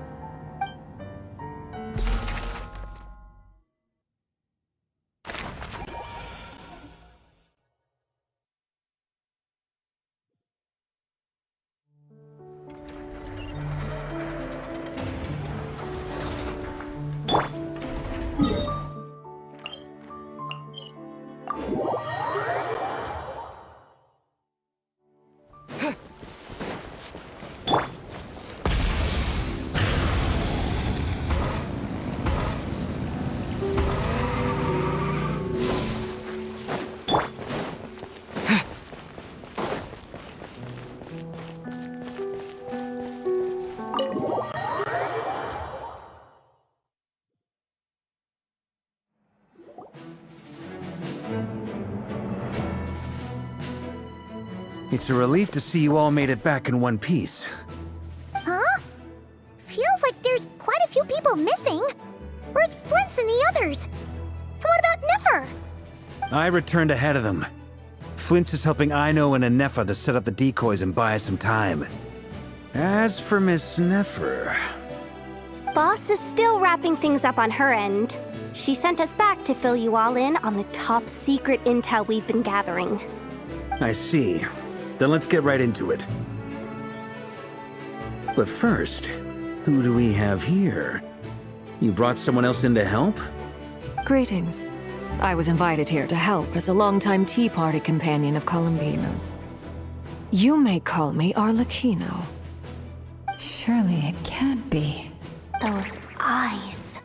Oh, where have I seen them before? Wait, of course. In those memories we just saw. The only Arlecchino I know is the fourth of the Fatui Harbingers. So either you share a pretty uncommon name, or you're more than just a Tea Party buddy. You are well informed, Grandmaster. A man from Mondstadt living all the way out here in Nod-Krai, and yet the people and affairs of Snezhnaya seem to hold a special place in your heart. Oh, the feeling's mutual. Sounds like you know all about who I am, too. A Fatui Harbinger. The atmosphere in here just got really tense. Guess we can't just start trusting Fatui Harbingers, even at a time like this. I must admit, though, I'm a little curious. Seeing as the Moon Goddess no longer belongs to the Fatui, what makes you so willing to put your neck on the line here? Nor does Nod-Krai belong to Mondstadt, Mr. Varka. Yet still, you're fighting for it all the same. Things don't always have to have a tangible payoff. Sometimes, stopping things from spiraling out of control is a higher priority than chasing the spoils of victory. Of course, I can't say there's nothing in it for me at all. But that's between Columbina and myself. Forgive me. I don't mean to doubt you. It's just that the Fatui really have been the source of many of our troubles. We have our own way of doing things here in Nod-Krai. But ever since they arrived, the Fatui have treated us with nothing but hostility.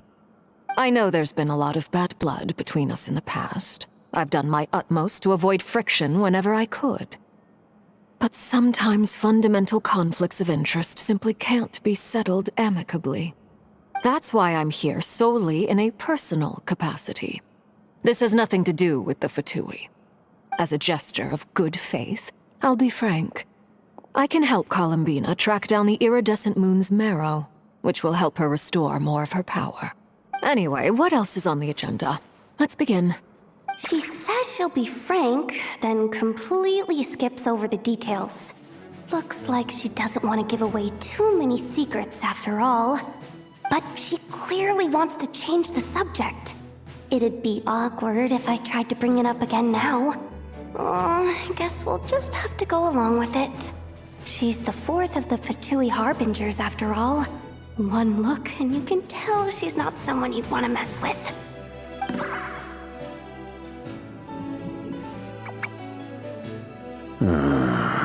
Well, since Miss Arlecchino sounds confident in her ability to handle that, we'll proceed to the next topic.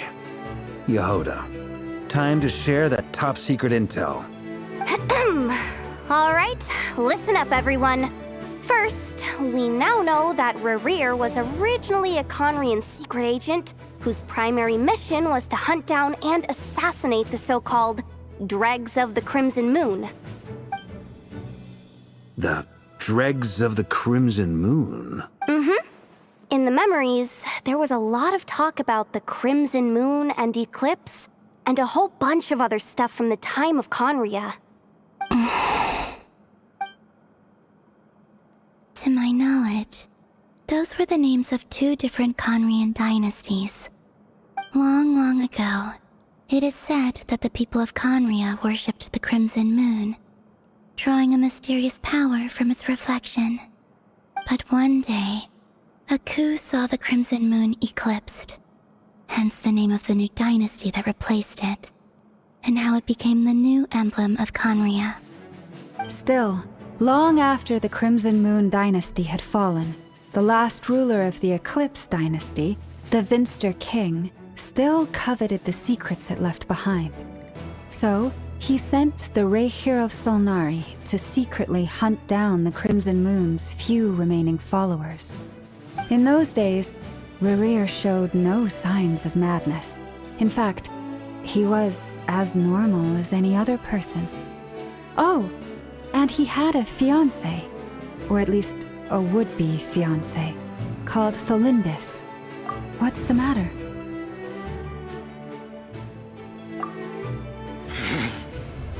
Verfnir, Vrindada, Tholindis.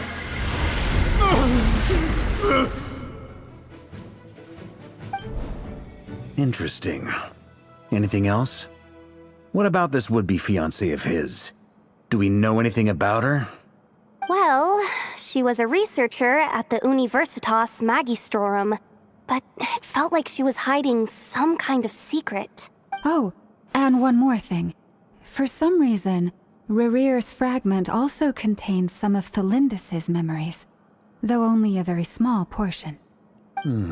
Well, no shortage of potential leads, I'll give you that. In any case, it sounds like we can conclude that while Tholindis was still around, Rerir appeared to be lucid and quite normal. Tholindis, it seems, must have been the one thing in this world that he couldn't let go of. Tell me, though, were these pure-blood Conrians we're talking about here? Why do you need to know that? Hold on. If she was a pure-blood Conrian... Oh yeah, just like how it was with the captain. If we could somehow find her, do you think there's any chance Rerir might regain some of his sanity? It's possible, but it would take a miracle. We can't pin all our hopes on that. That merchant who never knows, Dori Sangama Bay. Maybe we could hire her to look into it. All right, then. Let's keep working in our separate teams.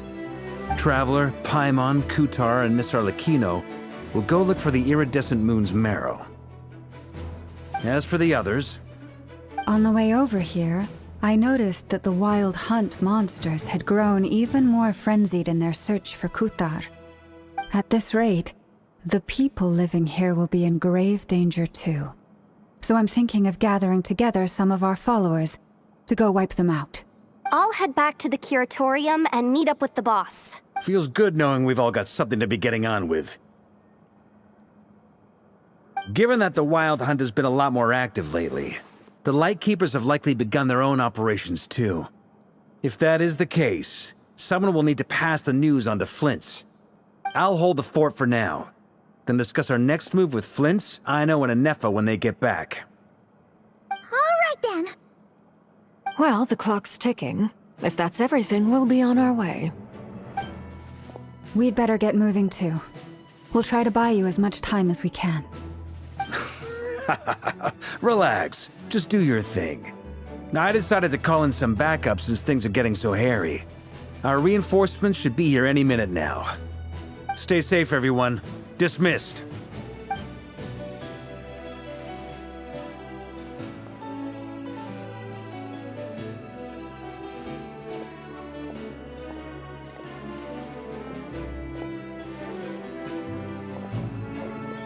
We're back.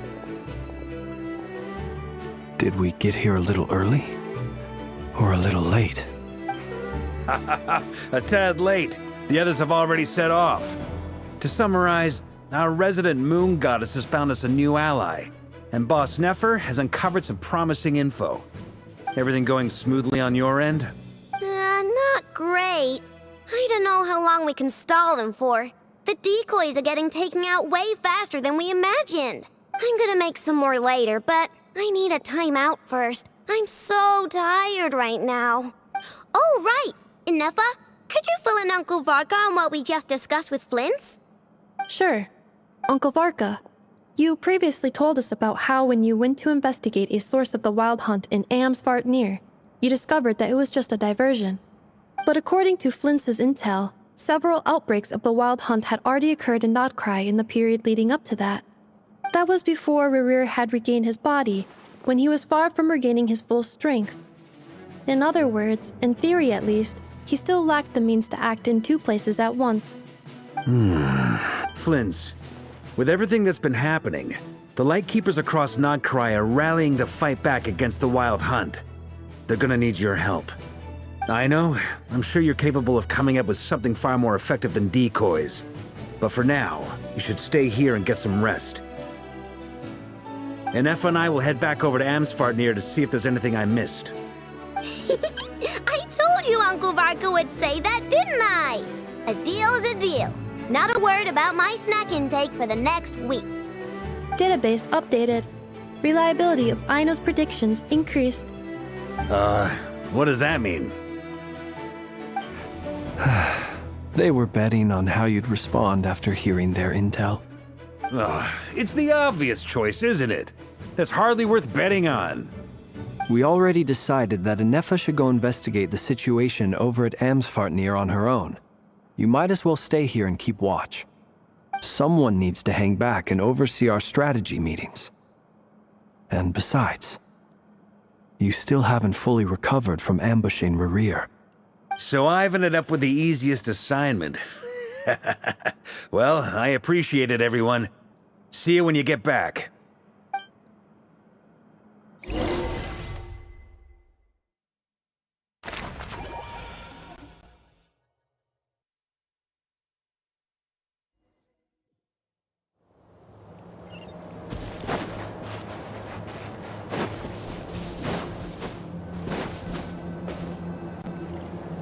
Here, this will serve as a good spot to cross over. Arlecchino, hold up a second. Since you brought us all this way, would you mind telling us what you've got planned? We still haven't got the slightest idea what's going on here. And if even Columbina doesn't know where the iridescent moon's marrow is, how do you? Simple. Because I am an inheritor of the royal bloodline of the Crimson Moon, and one of the last surviving embers of the Two Worlds' flames. Huh? Are you serious? As in, you're a descendant of that Crimson Moon dynasty we were just talking about? Your surprise is understandable. I was also taken aback when I first learned of it. But the more I thought about it, the more I realized. The signs had been there all along. When I was young, I discovered I could wield a very special kind of fire. It coursed like blood through my veins and smoldered away inside my nerves. What's more, whenever I experienced strong bursts of emotion or drew too deeply on this power, it was like some kind of presence within the fire would begin to gnaw away at me, consuming me from the inside out. Exactly. That is why my hands are like this too. At first, I saw it only as a curse, but once I became a harbinger, the jester apprised me of the truth. Together with my own investigations over the past few years, there are several things that I have gradually come to understand. For instance, take the so-called Crimson Moon. In truth, it is nothing more than the shattered remnants of the iridescent moon, fused with the abyss to prolong its lifespan. Since this blood flame was bestowed upon me by the Crimson Moon, it is a fusion of the iridescent moon's former power and the corruption of the abyss. You all understand the nature of the abyss well enough. I draw upon its power, and in return, it hungers for my soul. This strange blackness is the mark of corruption it has left behind. If I recall correctly, you once told me that if the corruption ever made it to your heart, you'd become a completely different person. Yes, and that's the reason I'm always careful not to push my power too far.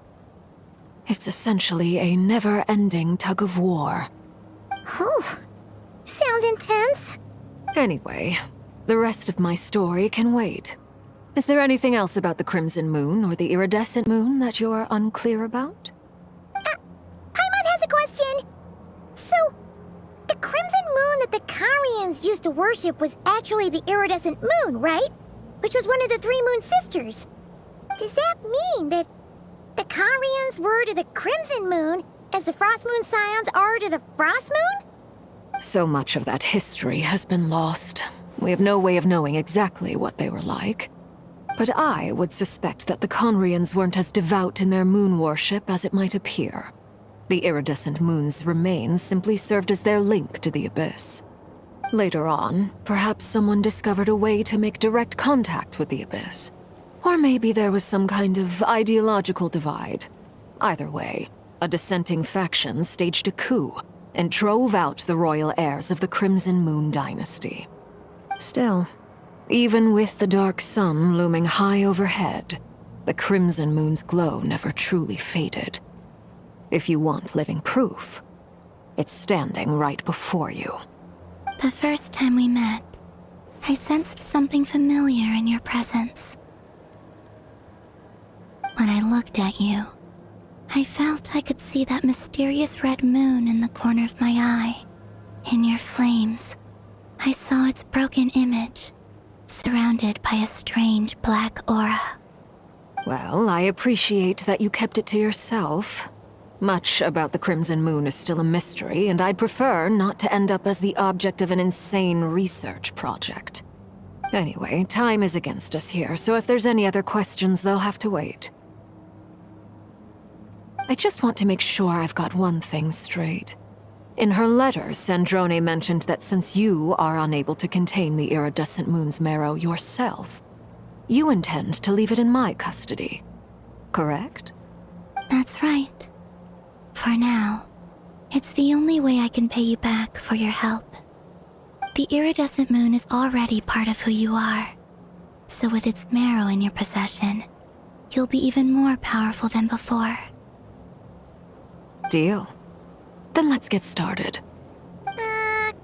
Get what started?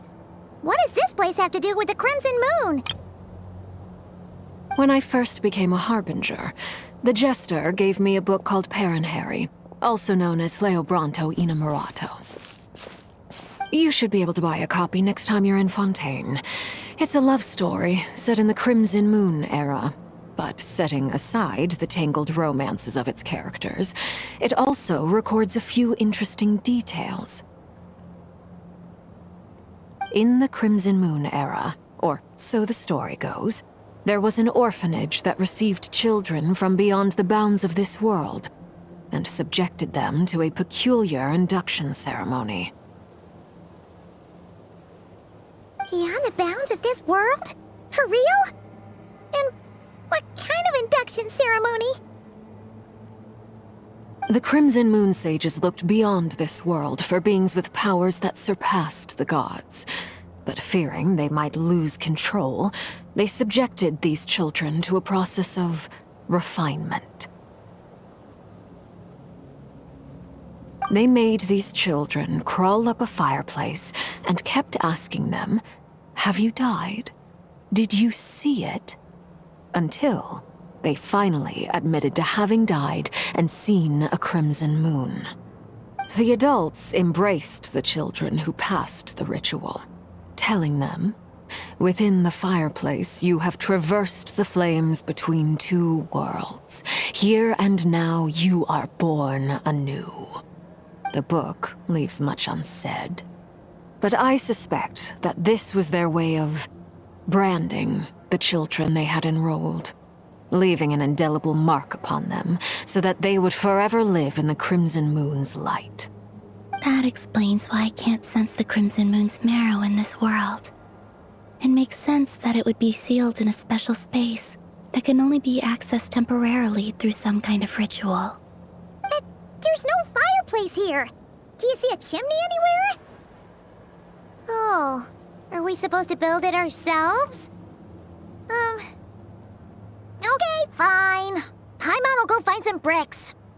That won't be necessary. The fireplace is purely symbolic. The key to the ritual is crossing the flames between two worlds. In other words, the flames that burn within me. Those burned away by such flames leave behind a kind of ghostly afterimage in the world. In the days of Conria, people believed they could be used to bridge the gap between the two worlds of life and death. In short, I can open a passage to that space for you. That's the easy part. The catch is I'll need to stay on this side to keep the passage open, so I won't be able to come with you. Once you're inside, you'll have to find your own way. Very well. Then I'll open it up. Traveler, spare me a little more moonlight if you would. I may need it.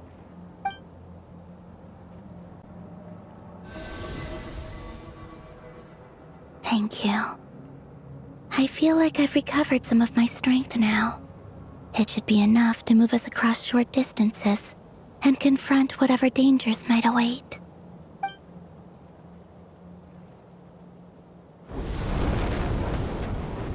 Mistress of the seven hues of ages past, great mother of the present, crimson-clad sovereign of the two realms, by fire severed, by fire renewed, I offer myself now and beseech your descent.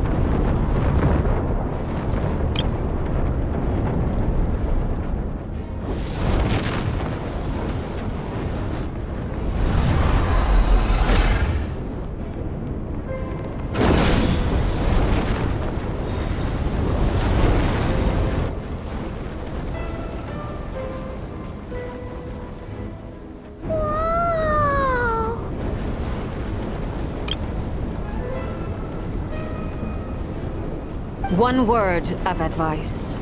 As you're crossing over, no matter what voices you hear, do not... Got it! I sense a sinister gloom inside, but also the familiar light of the moon. I feel that I am about to meet an old friend who has changed beyond all recognition.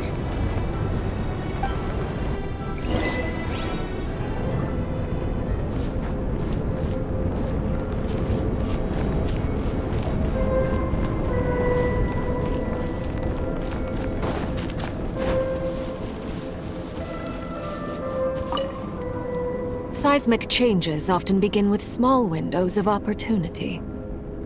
This could be your window.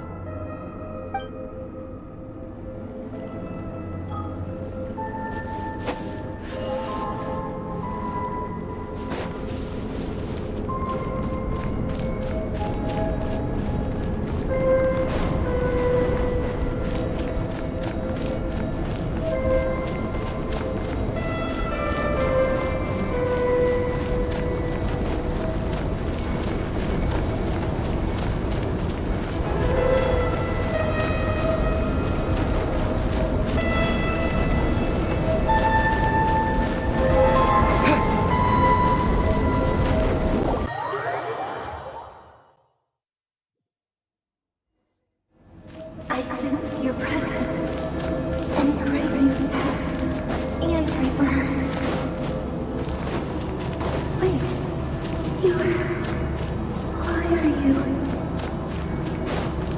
You have crossed over from another world, transcended fate itself. I have no right to.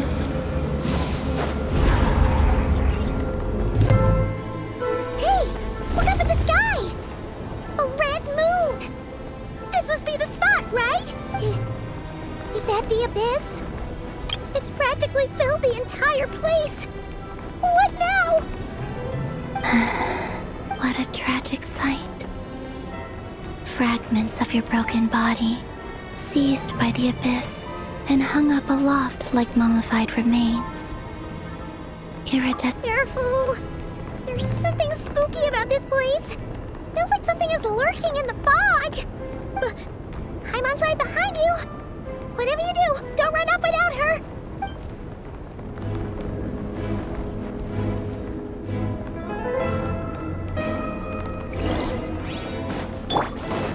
By the way, Columbina, didn't you tell us that the iridescent moon had shattered into pieces? The moon up there looks pretty whole to Paimon. How is that possible?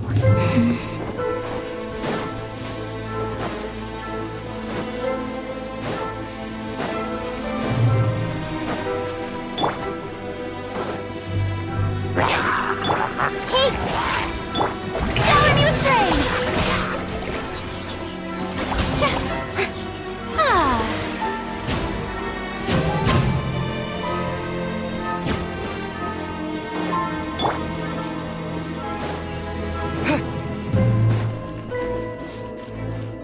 Just like I thought. It was only a facade. I see everything. The show begins!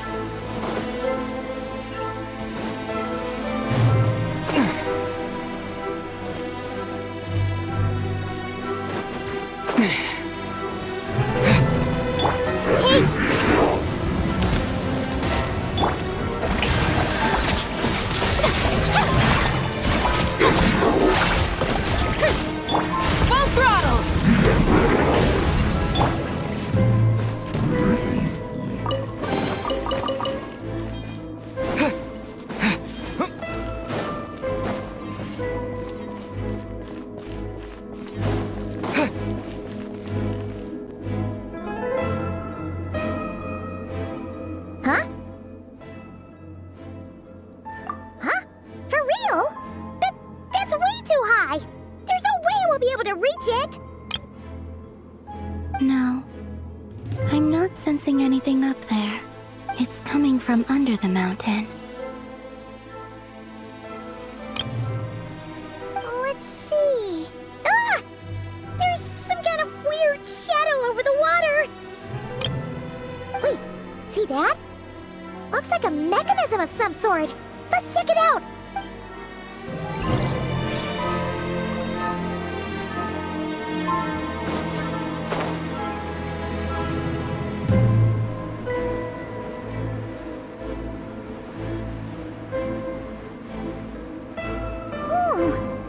Looks like a device from the time of Kalia. Maybe people once came here to study the Crimson Moon's domain, and they left this behind. Oh, if we can activate it, we might find some clues.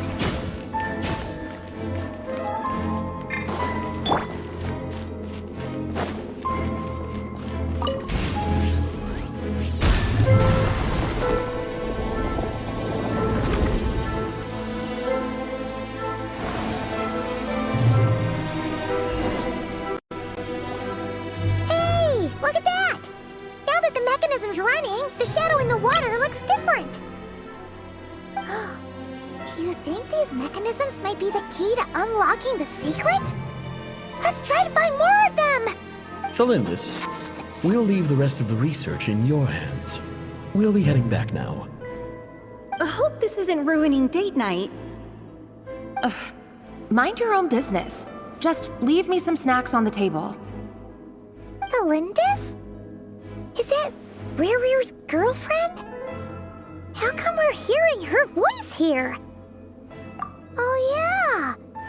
So, do you think she was studying this strange space all along? The Abyss has made this space extremely unstable. Maybe that's why some of the things she said and did were preserved here. Like echoes. Or after images. Whenever I see this view, it takes me back to a poem from my childhood.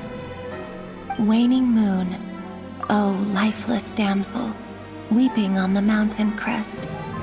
Mourning still in wistful tone, her fragile soul now laid to rest. For me, of all people, to be here investigating the mysteries of the Crimson Moon space. Is it a coincidence? Or something more? The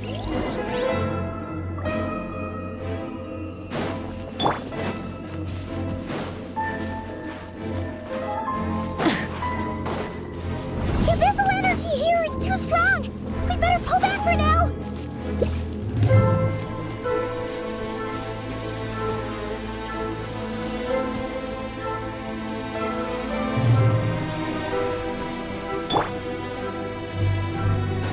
The abyssal energy here is too strong!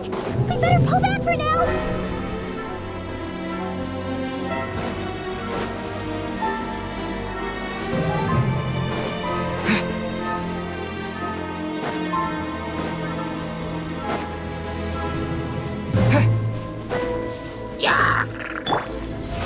How brilliant!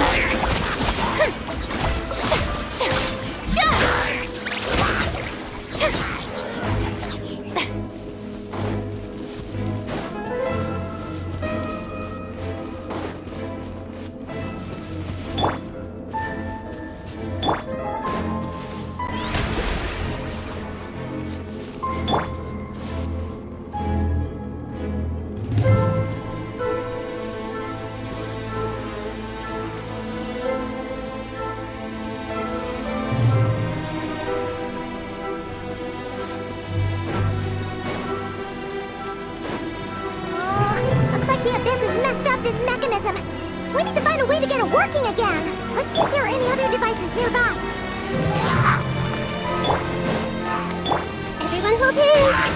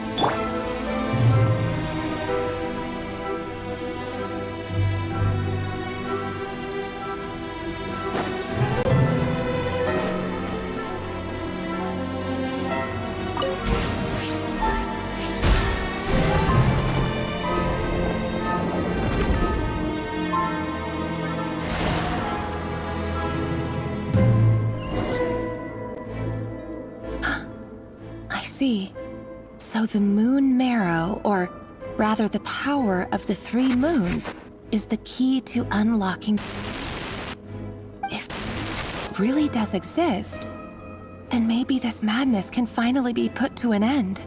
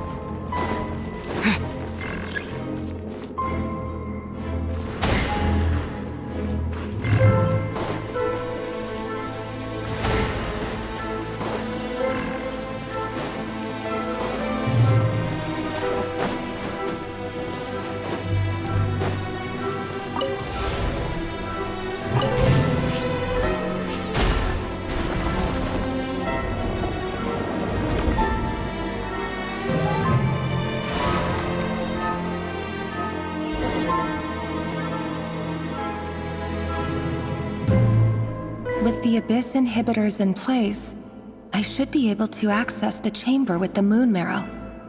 Oh, Rerir, with every step you take, you're drifting further from what you truly desire. But you're not the root of the problem. Ever since that outsider set foot in Conria, the Vinster King has sunken deeper into madness. If only I could get my hands on that outsider.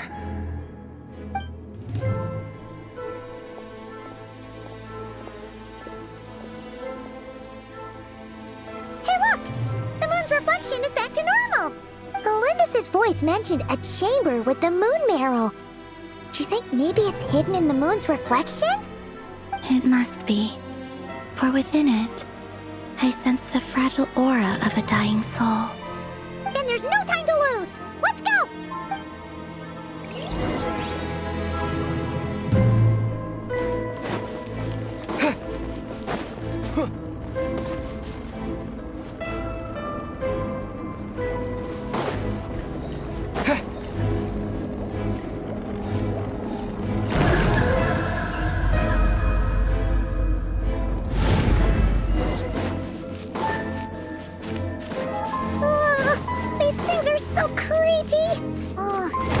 Looks like we'll have to destroy them if we want to get to the iridescent moon's marrow.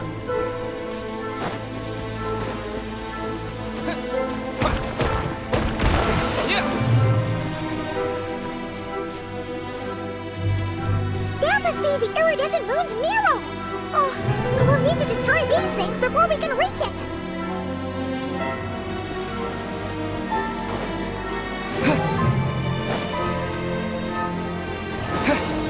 I see everything! Shower me with praise!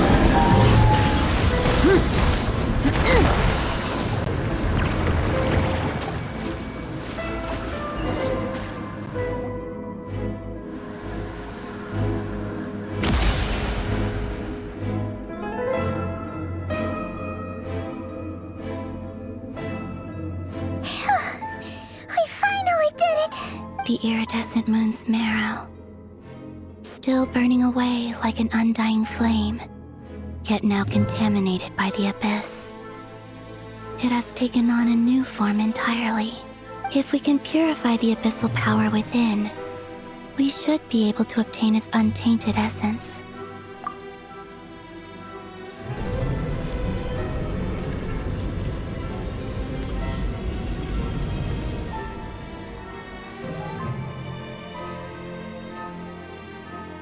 It's so cold. Is it you?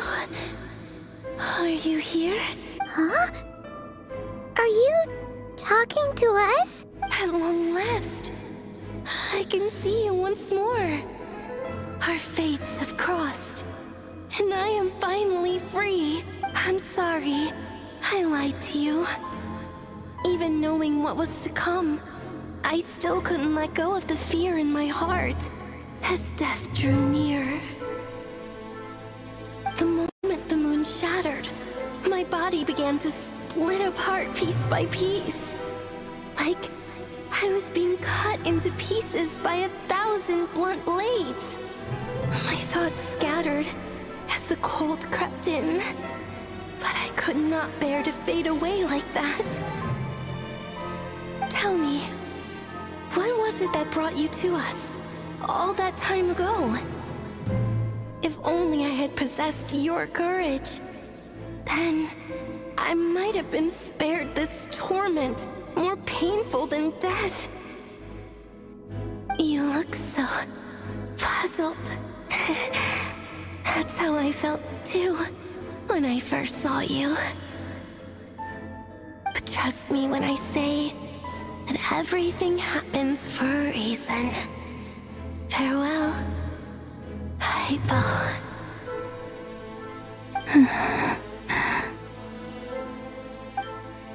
What was that all about? Was that the goddess of the iridescent moon? Oh, it sounded like she was speaking to a long-lost friend. But none of us have ever met her before, right? Perhaps. She took me for the goddess of the frost moon she once knew. For a fading soul like hers, our auras must be too similar to tell apart. But anyway, we've got the iridescent moon's marrow now. That should help you regain your strength, right?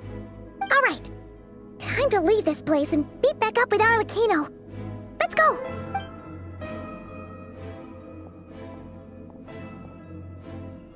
That's odd. This place looks different than when we came in. Waning moon, Huh? oh lifeless damsel. Oh.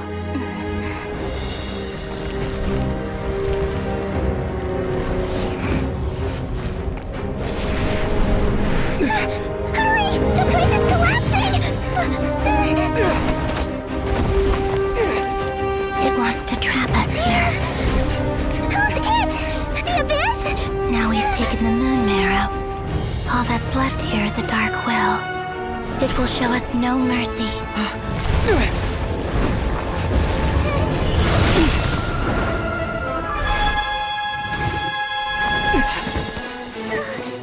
Give it back! The crimson moons! My marrow! My heart!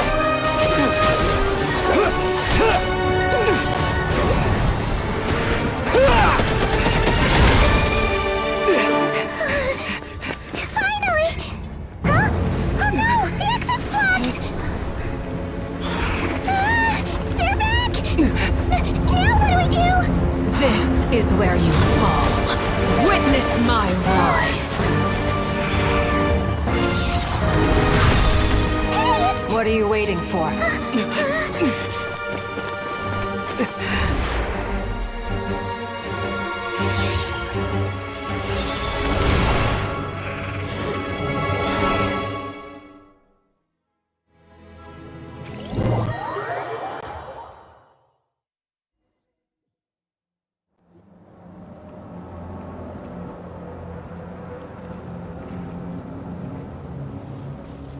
Oh, we made it! Was that you, Arlecchino? Did you save us? Wait, your hands! They're... Oh, this? Don't worry. It's a small price to pay. The Abyss wanted to trap you inside, and I defied its will by bringing you out. No wonder it's a little angry. No. I have paid the price, albeit a small one, and it cannot be undone. My hands have already fused with the Abyss. Purification would simply destroy whatever's left of them. But surely... Oh... We're so sorry, Arlecchino. Paimon can't believe you'd make a sacrifice like this for us. As much as I'd like to call it a favor, the truth is I was simply holding up my end of the deal. Well, Columbina. Yes, you did your part. And as promised, I will leave the iridescent moon's marrow in your care. From this day forth, may the two worlds' flames burn ever more brightly.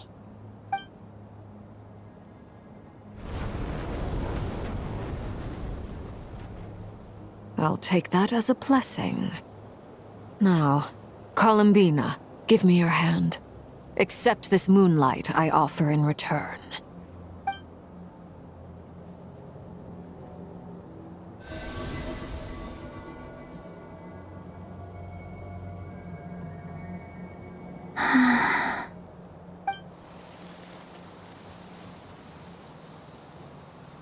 Feeling stronger? Hey, Columbina, are you okay? I'm fine. Our powers are a little at odds, that's all. By the Frost Moon's authority alone, wielding the power of the other moons was always going to be a stretch. Still, I think it's fair to say that your strength has returned, at least to the level it was at as Third Harbinger. It's still not enough. There's no way I can hope to challenge Rayrear like this. Just one more ray of moonlight, if you would. It's okay. I can take it.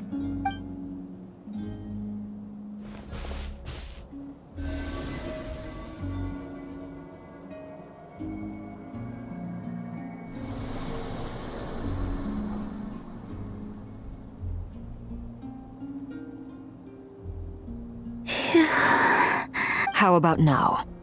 Fighting fit? At the very least, I won't have to stay hidden like before. I want to see him gone from Nod-Krai. The Rayhear of Solnari and his wild hunt must be sent back where they belong. Well, it's good to have something to aim for. You certainly seem more alive now than you did earlier. When I first met you, you didn't strike me as a ray of moonlight. More like a wisp of fog drifting in from who knows where, ready to scatter at the first sign of a breeze. But now, you're full of vitality, just like the Frost Moon, once the brightest of them all. May you keep shining, Columbina. Thank you. Look after yourself too, Arlecchino. I know you have plans of your own, and that's why you're always seeking to grow stronger. But whatever you're after, don't let the Abyss take a hold of you. I do not wish to see you go down the same path as Rayrear. I appreciate the concern, Columbina. Although perhaps it's time you took a new name. A new name? Kutar, the Moon Maiden, Columbina. They're nothing more than code names. They describe who she is and the roles she's played, but they're not her real name. We often use code names in the House of the Hearth, too. But it's knowing your real name that keeps you grounded. Up till now, you've been living a wandering life, so you've probably never really cared. All I'll say is this. Once you've defeated Rayrear, give it some thought. All right, that's it from me. I'll get you back safely first, then go meet up with Sandrone. You're the best! I appreciate the gesture. It speaks to your good character. Anyway, let's get going. There are more urgent things to do right now than